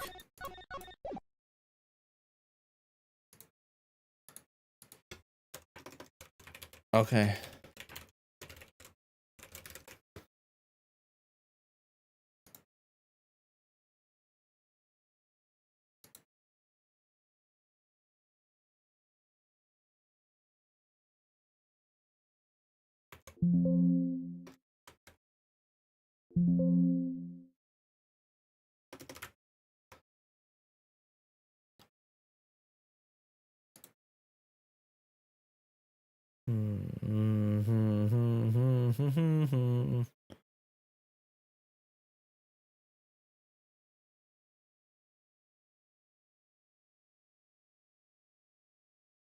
Oopsie.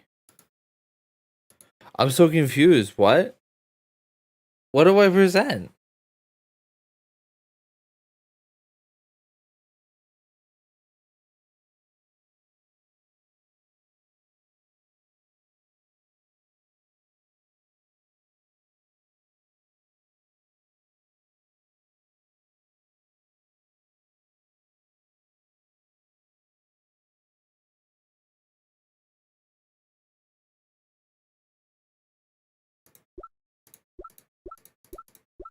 This is supposed to...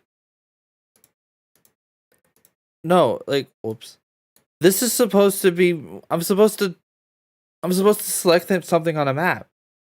But no map came up. Just my item screen. Is this like a legit glitch? Insane if true. I cannot. This cannot be it. That cannot be it. Yeah, I mean, I'll try this. No, it's not that.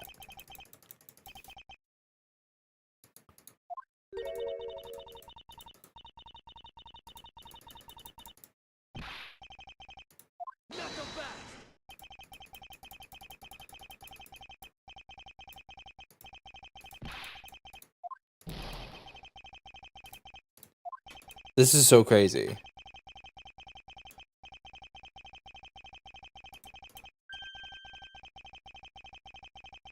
What we found in that most unusual place? Okay. This is so strange. Okay. I guess I'm looking at a video walkthrough.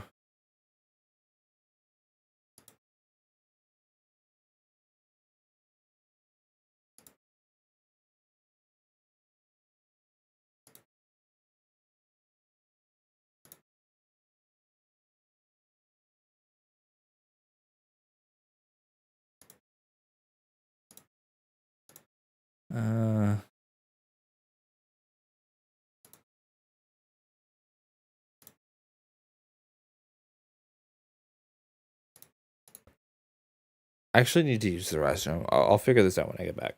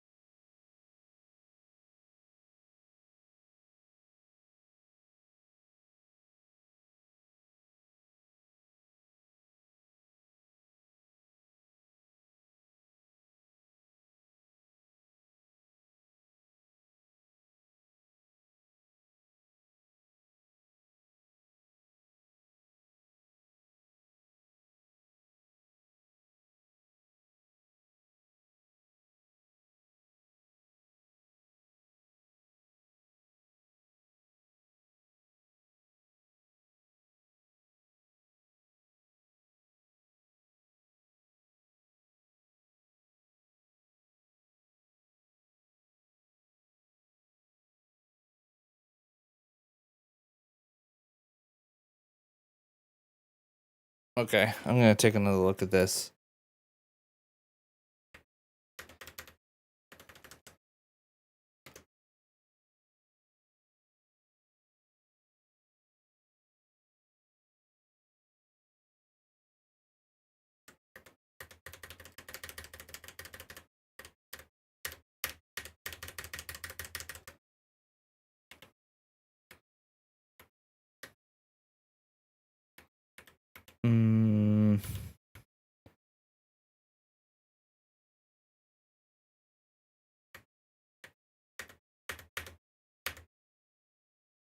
Okay.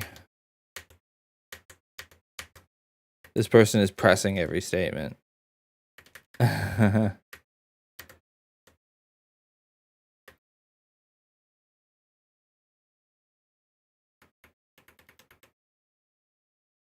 Oh, I'm so confused.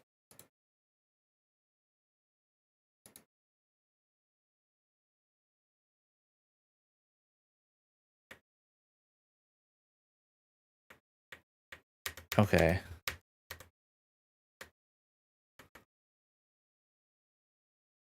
Okay, I'm looking at this.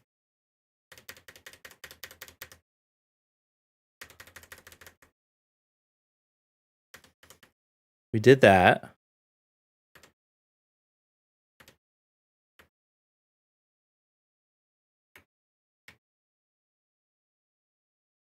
Burning some documents. We did that. Someone cleaned them up.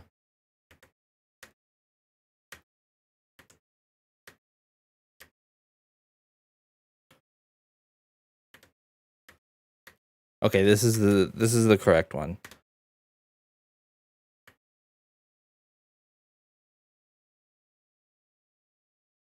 And we found not a single suspicious thing in Mr. Cochin's office.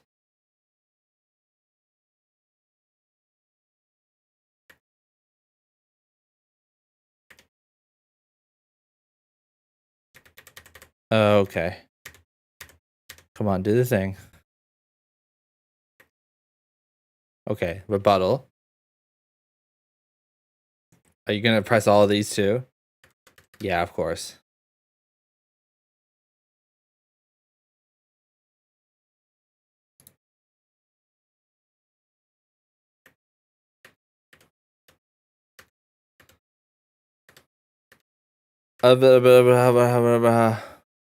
Not a suspicious thing. Oh, you're pressing that too? So you really didn't find anything?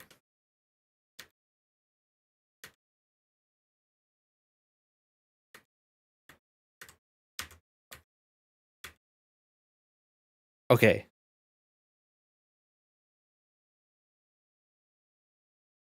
Present. The Wire? What? That's too... What?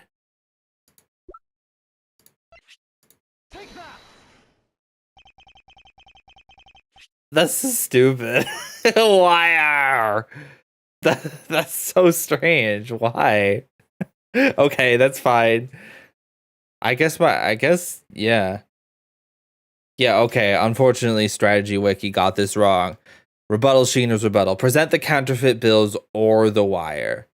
Oh wait, no. No, I skipped one. Sorry, it was my fault. I misread. I misread. I thought I did the counterfeit bills. I thought I did that because I did it in the last one. Oh gosh, I'm sorry. That was silly of me. Oh god. I'm wire. Wire. And what exactly is this supposed to mean? I mean, I still would never have guessed that, to be fair, but still. Unlike the wire, so what about it? I'll tell you what, we found this in the Ablaze embassy not long ago. What? And we found it wound up inside the grandfather clock in Mr. Cochin's office. You found that at the scene of Mr. Cochin's murder? Aww, puppy. So I think you'll agree now that I cannot trust you when you say that Interpol has thoroughly checked every room, and that this throws down on the purity of your investigation into the Yatagarasu. You still suspect me, I see. Alright then, I ask that you point out what part of my investigation is incomplete. Yeah, this is what I was trying to do. The other Interpol agents worked under the command of Agent Sheena. And is it not possible that the reason the person K was chasing chose the 3rd floor was because that person knew there would be no other agents on that floor? Furthermore, we've come to see that Agent Sheena was only pretending to be investigating the Yatagarasu to the point of arresting K. In that case, there is one location that no one has yet to expect. Your team's investigation was incomplete because they failed to inspect this one! The location, Agent Sheena, is of course the room you claim to have examined. I believe the room next to Mr. Cochin's office warrants a thorough inspection. Even if you do that, I doubt you'll find anything of use to you there. I will be the one to decide that. Detective Gumshoe? Yes, sir, I'm on it. I'll be right back after I check out that room to the next to the office.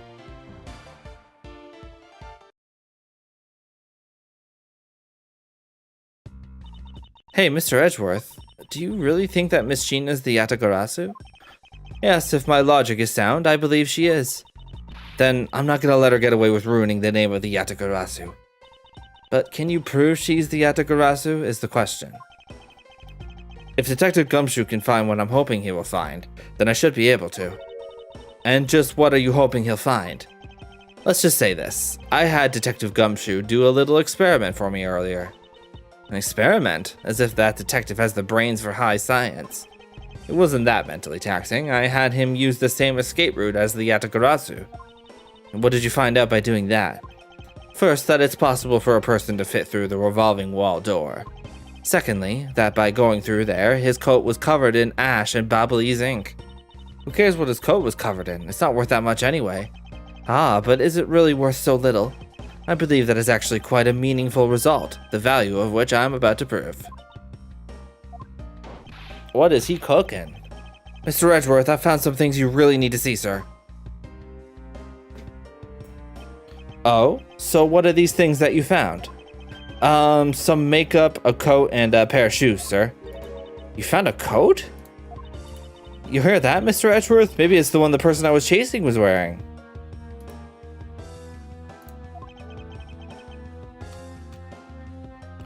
Yes, the possibility does exist. Agent Sheena, were these pieces of evidence not in that room when you examined it? Unfortunately for you, those aren't suspicious items of any sort. They all belong to me. They were getting in the way, so I stored them in that room. Suspicious. Aw. Thank you for bringing them to me. It saves me a trip. May I have them back now? These items that the detective brought back are incredibly significant. I request that we be allowed to examine them. They're my personal belongings, so you have no right to touch them without my permission.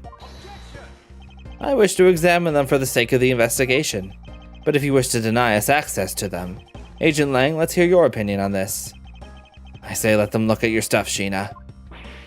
Lang? Sheena, let's put it all out in the open. If you're really innocent, then you have nothing to worry about, right? I guess so. Alright, go ahead and examine whatever you'd like. After all, I have nothing to hide. Good. Now let us begin. So, which of Agent Sheena's belongings are you going to examine, sir? Coat.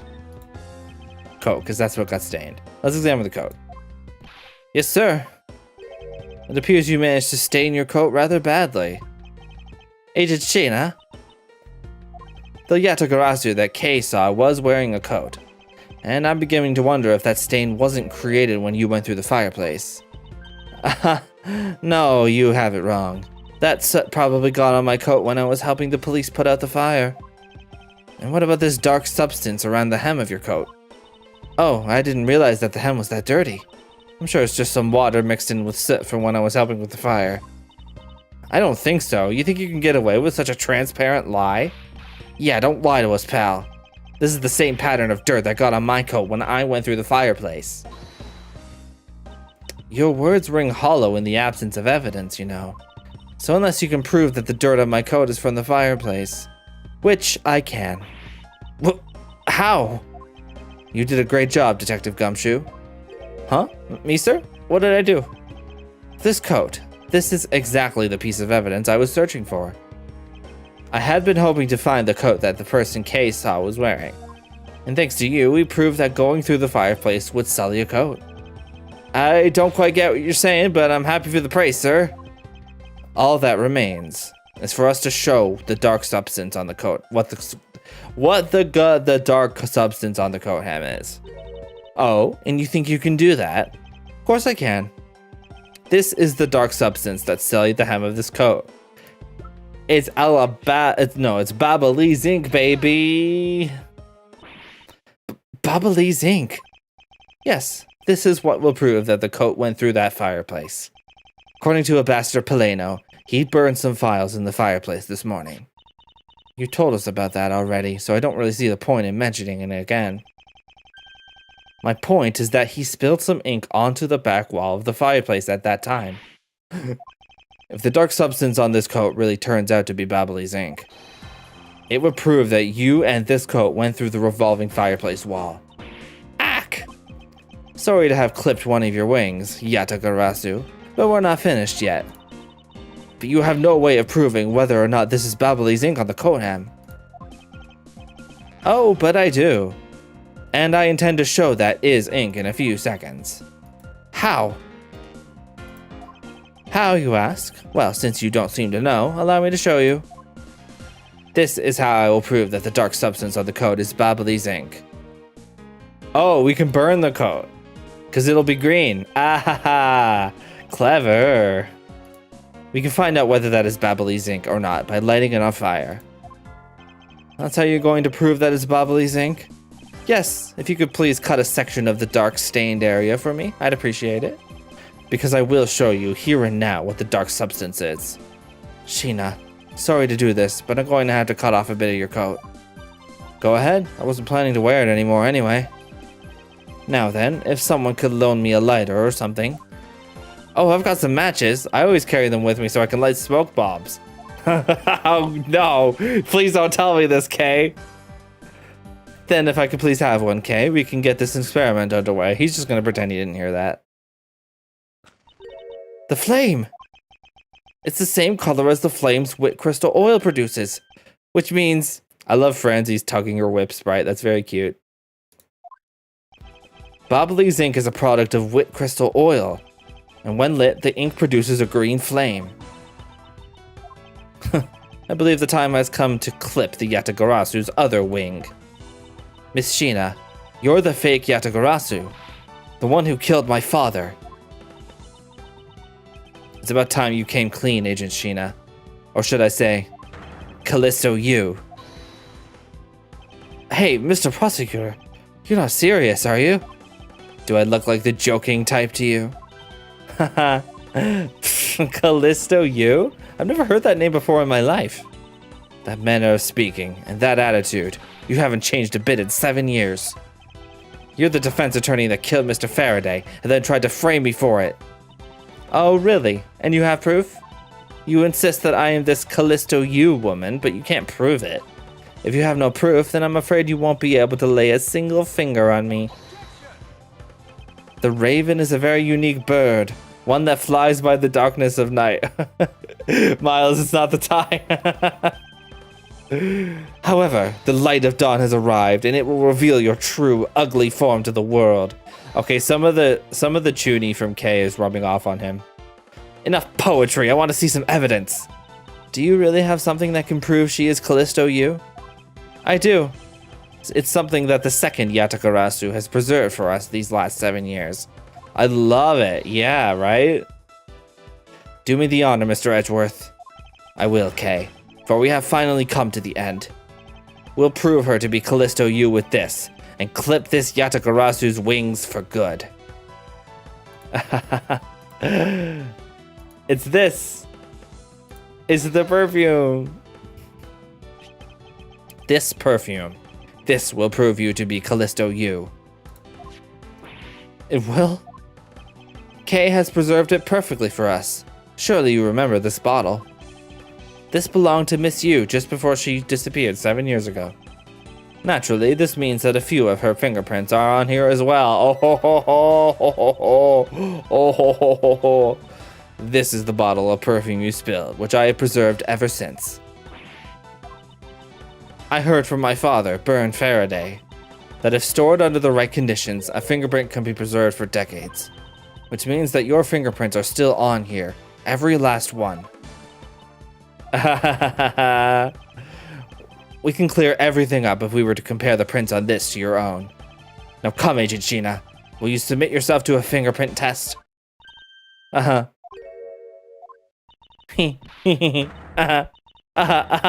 Oh my god! Holy shit! This is kind of scary.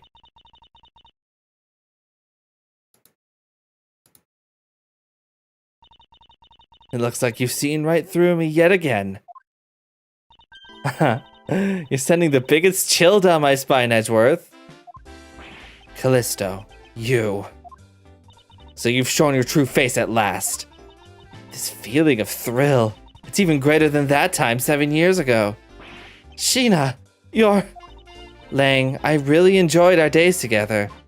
You're an insanely strong, nice, kind-hearted idiot of a man. God forbid women do anything. So you were a spy all along? A mole sent by the smuggling ring I've been chasing after?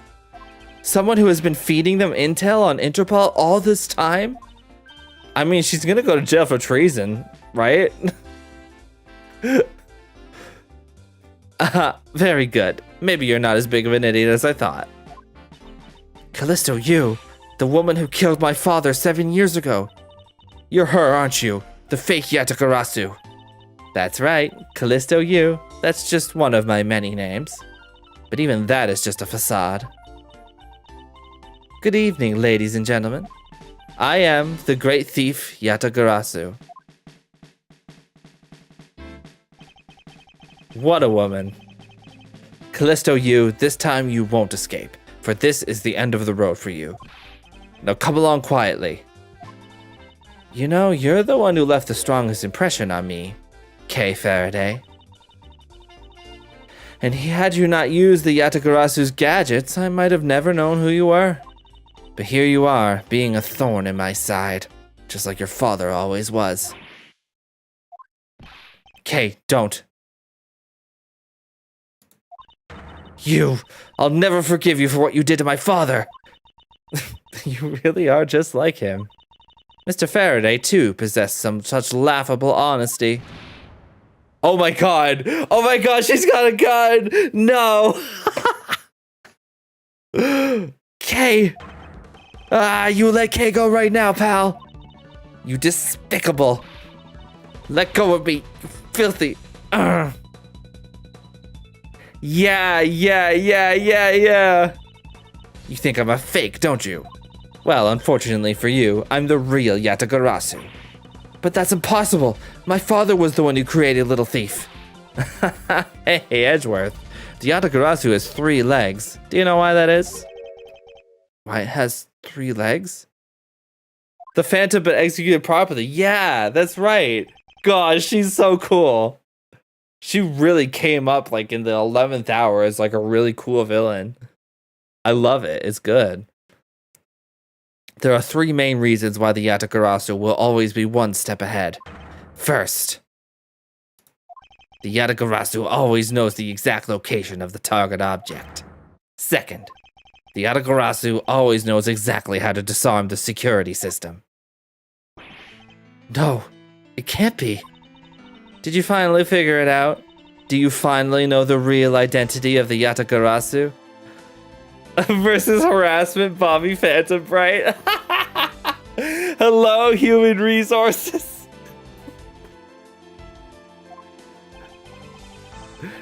Honestly true. The real identity of the Yatagarasu is... actually neither of these people. It's both.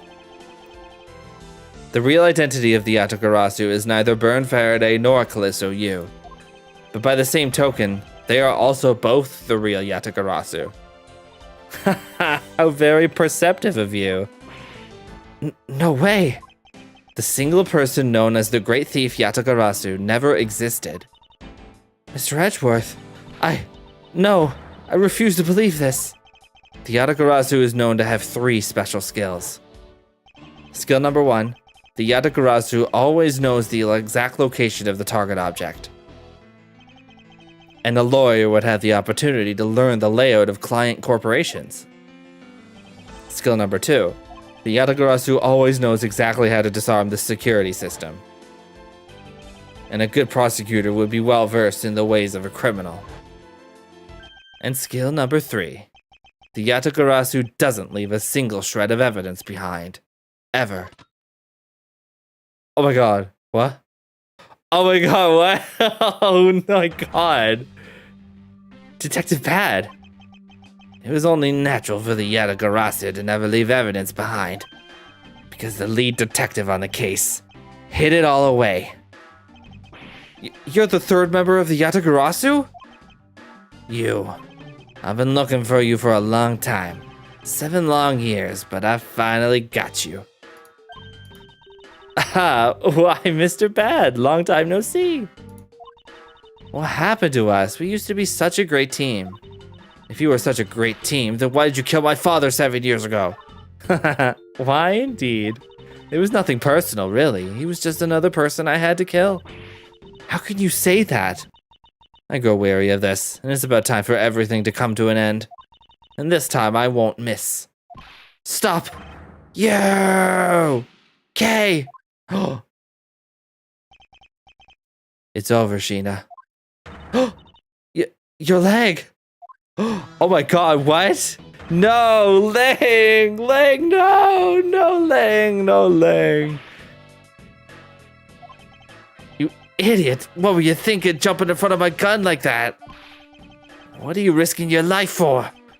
I'm sorry, Detective Bad, but no matter what sort of past she may have had, or even if she is a spy, it doesn't change the fact that she is my subordinate. Oh my god, he's so cool. He's so cool. I've really come around on Lang. As long as she is, I can't allow any harm to come to her. Not even from you. You really are an idiot, you know that? That's fine with me. You should know by now that this is just how I am. Hey, sis. Yes? I want you to conduct a full body search. Sheena might have another weapon on her. All right. Detective Gumshoe, your assistance, please. Sir. Hey, I found something. What is this, sir? It looks like the blade of a knife, but it doesn't have a handle. This is a great find, detective. It is, sir? Yeah, he's not just a hot guy, but he's also a good guy. He's just a little unconventional in his methods. That's all, you know. It's okay. I'm happy to change my opinion when I'm wrong. I have no problem with that. I'm okay with being wrong. We're not even done yet, is the thing. We're like 2/3 of the way done. Maybe not even that. Let's try pairing up the blade with the handle. Okay, well, I think we just have the one handle, right? This one. I believe this blade actually belongs with the handle that was on the murder weapon. Hey, they fit together perfectly. This blade must have been taken from the crime scene when the knife handles were switched. I'm gonna go return this Ablaze knife now. Alright, I trust that you'll make sure it is returned to Ambassador Paleno. Ablaze knife handle given to Detective Gumshoe. Okay. I believe this makes it perfectly clear who did it. Callisto, you. For the only time the handles could have been switched is just after Mr. Cochin's murder. Which means that you must be Mr. Cochin's killer. You killed Mr. Cochin with the Alabastian knife, switched the handles, and then took the original blade of the Ablaze knife with you. Later, you allowed yourself to be spotted by Kay near the open-air stage. You used the fireplace to lose her, and then you went back to accuse her of the murder. Does that about sum it up? You craft an engaging tale, Edgeworth, but there are 2 problems with it. Problems? In what respect? Why do you think my real reason was in allowing her to chase after me? It was all so I could capture Kay Faraday. What? When I saw you using that device at Gatewater Land, I knew right away that you were Byrne Faraday's daughter.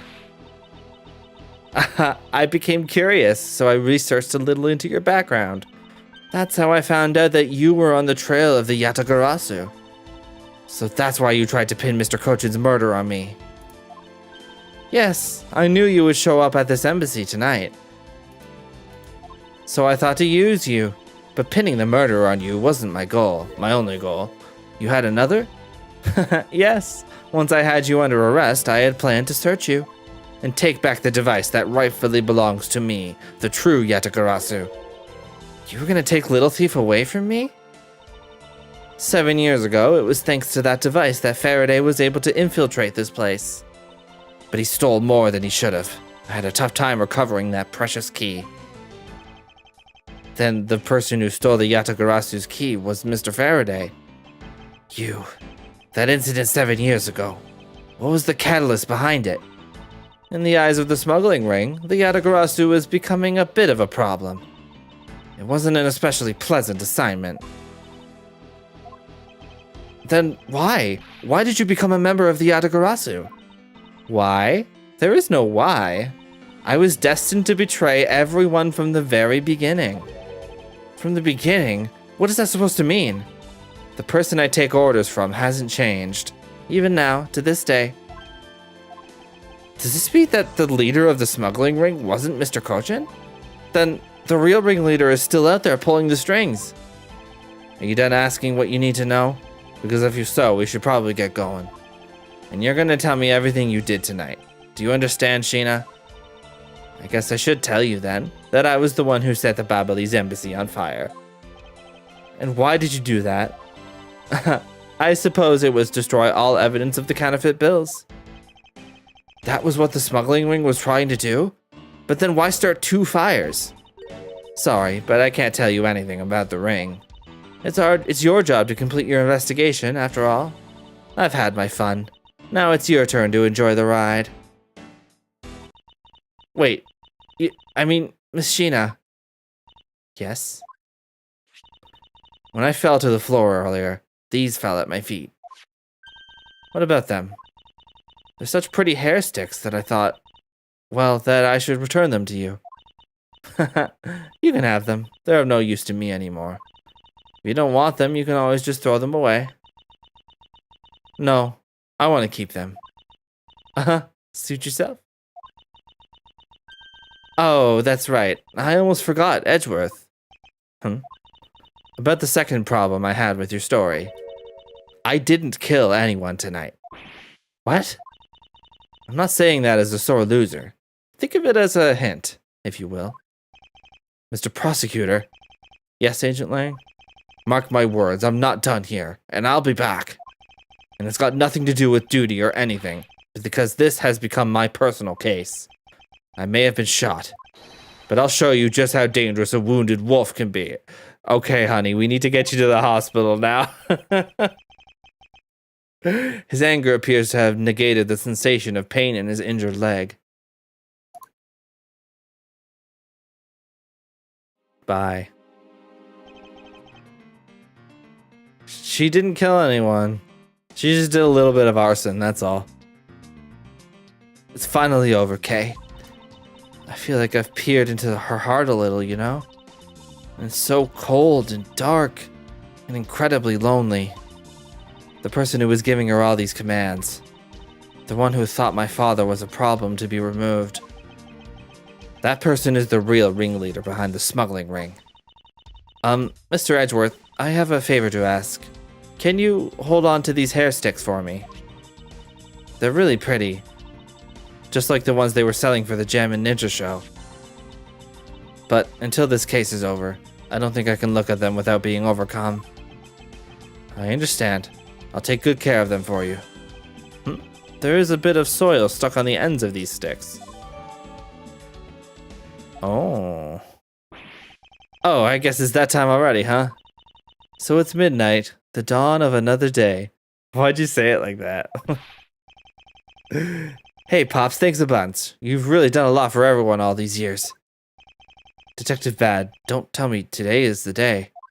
Yeah, it is. With this, I can retire in peace. It was down to the wire and we almost didn't make it. But we did it. We solved everything. But that's just it. We haven't solved everything yet. The ringleader of the smuggling ring you, the Yatagarasu, were chasing after, the legend of that Yatagarasu, is now over. Mr. Edgeworth, that bit of logic earlier, it was brilliant. I feel like I can leave it all in your hands. I'm counting on you. Is it really true, Uncle Bad? Were you also a part of the Yatagarasu? As I said to you earlier, Kay, I'm truly sorry. I wanted nothing but a peaceful life for you. Uncle Bad.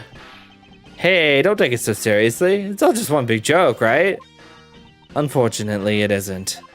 Oh, come on, sir. She's just yanking on my chain. Isn't she, Mr. Edgeworth? Detective Bad. Wait. No, you are no longer a detective.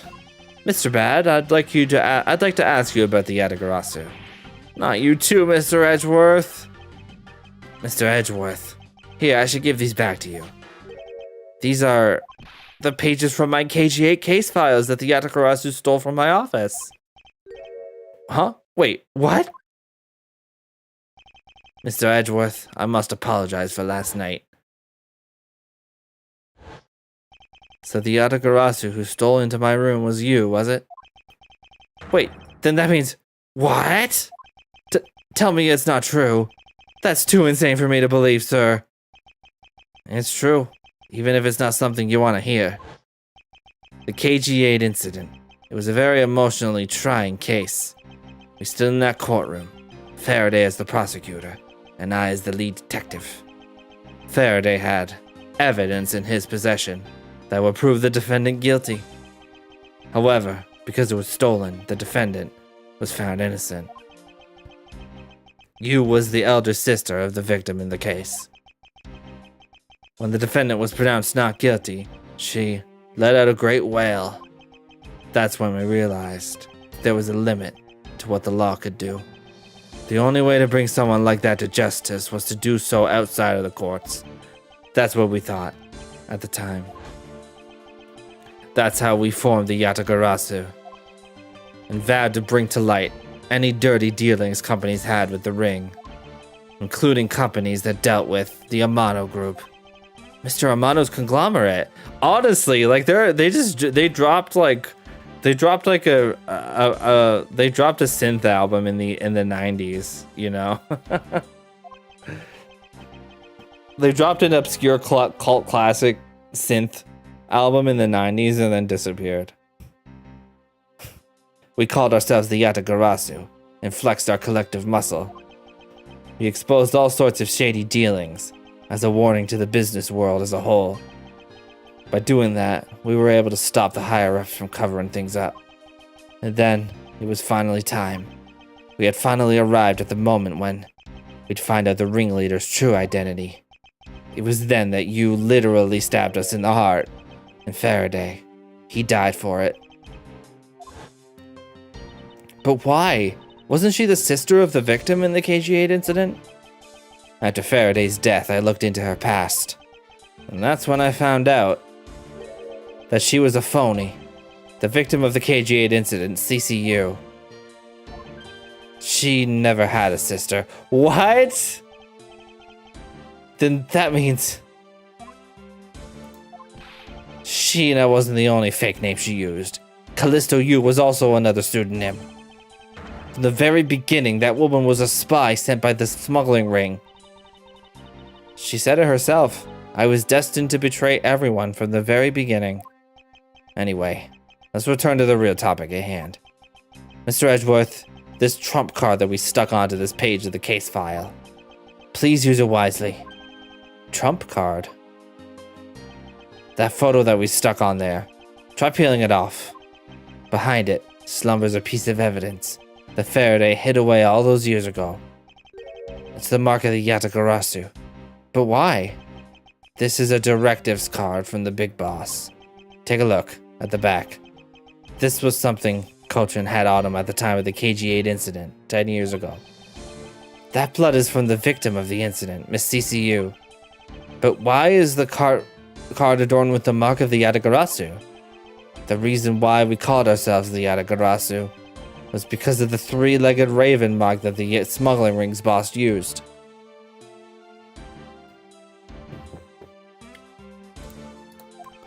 Apparently, orders from the boss would come on these cards without fail.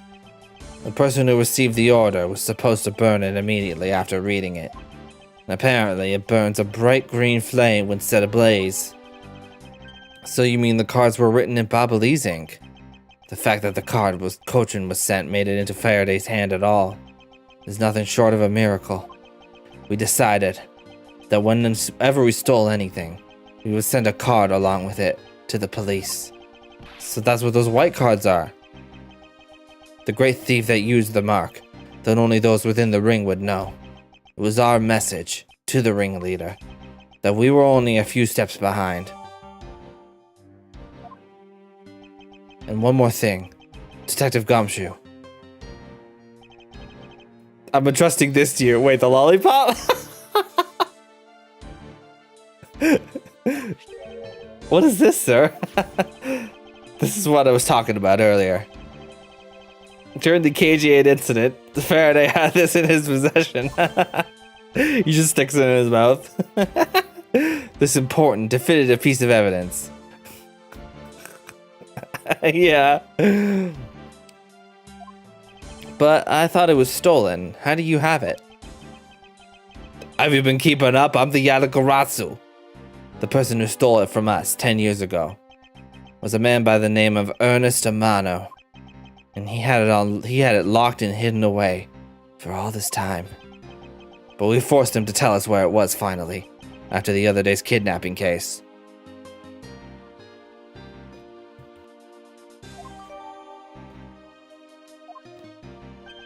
This video. Well, don't come any closer, I'm warning you. Oh my god, Jacques Postman. This is... Oh, Portsman, not Postman. This is the same video as the one Mr. Portsman was trying to conceal from me. Yeah, it would seem that even he was caught up in the ring's web. Amano was preparing to take on the boss someday, and the video was his insurance. That's where that prosecutor comes in. He was to retrieve the video. On top of that, he was apparently instructed to sneak into your office and steal the trump card. You saw it for yourself, right? The card that told him to preserve the evidence. Then that card was not the calling card of the Yatagarasu, but rather a directives card from the ringleader to Mr. Portsman. The two pieces together make for a strong weapon for whoever holds them. The evidence Mr. Portsman thought to withhold from me, and the one that you stole from my office last night. Both pieces are illegal, and for me to use either one is... Whether you use them or not is up to you. But they will be of help to you when you take on someone who is above the law. Is the boss one of those who cannot be brought to court that Mr. Faraday spoke of? Detective Bad, there is no limit to the law, for it is the people who determine the limits to them. You still insist that even now? You really are something else. I leave the rest in your hands. Now then, Detective Gumshoe, the handcuffs. It's time to lock up the last remaining member of the Yatagarasu. Pops, don't ever lose your detective spirit. Oh, Pops, why is this happening? This isn't justice. Like I always told you, do not get emotionally involved. Now let's go. Yes, sir. Damn. Oh, this sucks. All of this sucks. Is this really the end of a legend? Ah! Oh, that sucks.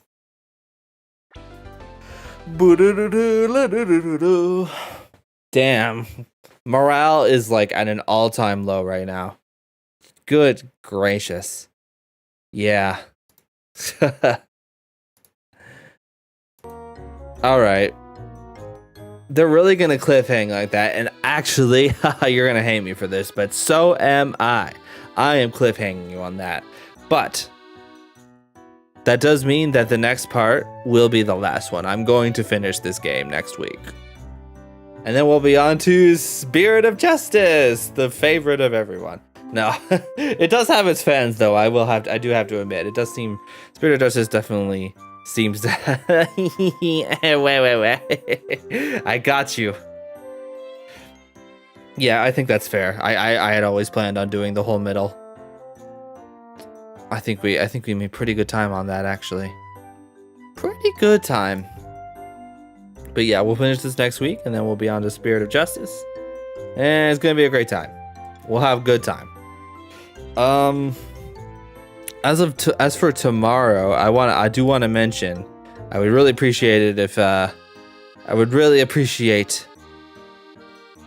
sorry, let me start over. I am playing Paranorma Site tomorrow. It's like a newish visual novel type game. I've heard a lot of good things about it. A couple of people whose opinions I trust say it was very good. So I got it on sale on my Switch and I'm gonna start it tomorrow. It'll be a whole new experience. I really want to lean more into Hazel Norma Site. Yeah, tell your friends, your family, your dog. I want to see your grandma in the stream chat tomorrow. Okay, if you don't have your cats in the room when you tune in tomorrow, you gotta do it. You gotta do it. You just gotta do it. It's gonna be fun. It's gonna be a new experience for me. Completely new game for me.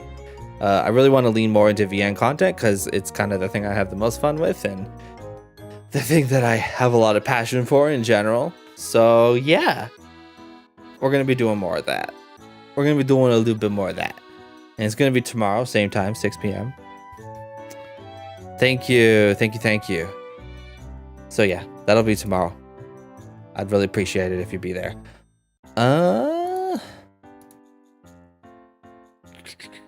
Let me see here.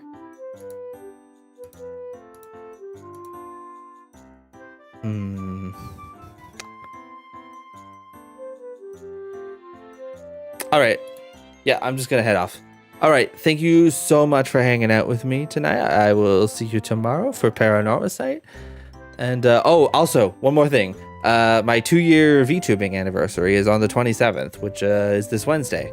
I will be doing a stream. It'll probably just be a chill thing. You know, I like to do the chill viewer focused things. So we're going to probably play some Gartic Phone. Please feel free to, I'll actually feel free to post in the Discord if there are any like Jackbox games that you like that you'd like to see played. I have a few of them already, but I'm open to buying more if anyone is interested in playing a different one. Yeah, that'll be next Wednesday, so I hope people will show up. I hope people will have fun with that. Yes, people will show up and have fun with that. Yes indeed. Okay, good night everyone. Thank you so much for hanging out. I really appreciate it. Bye. See you tomorrow. Bye. Good night.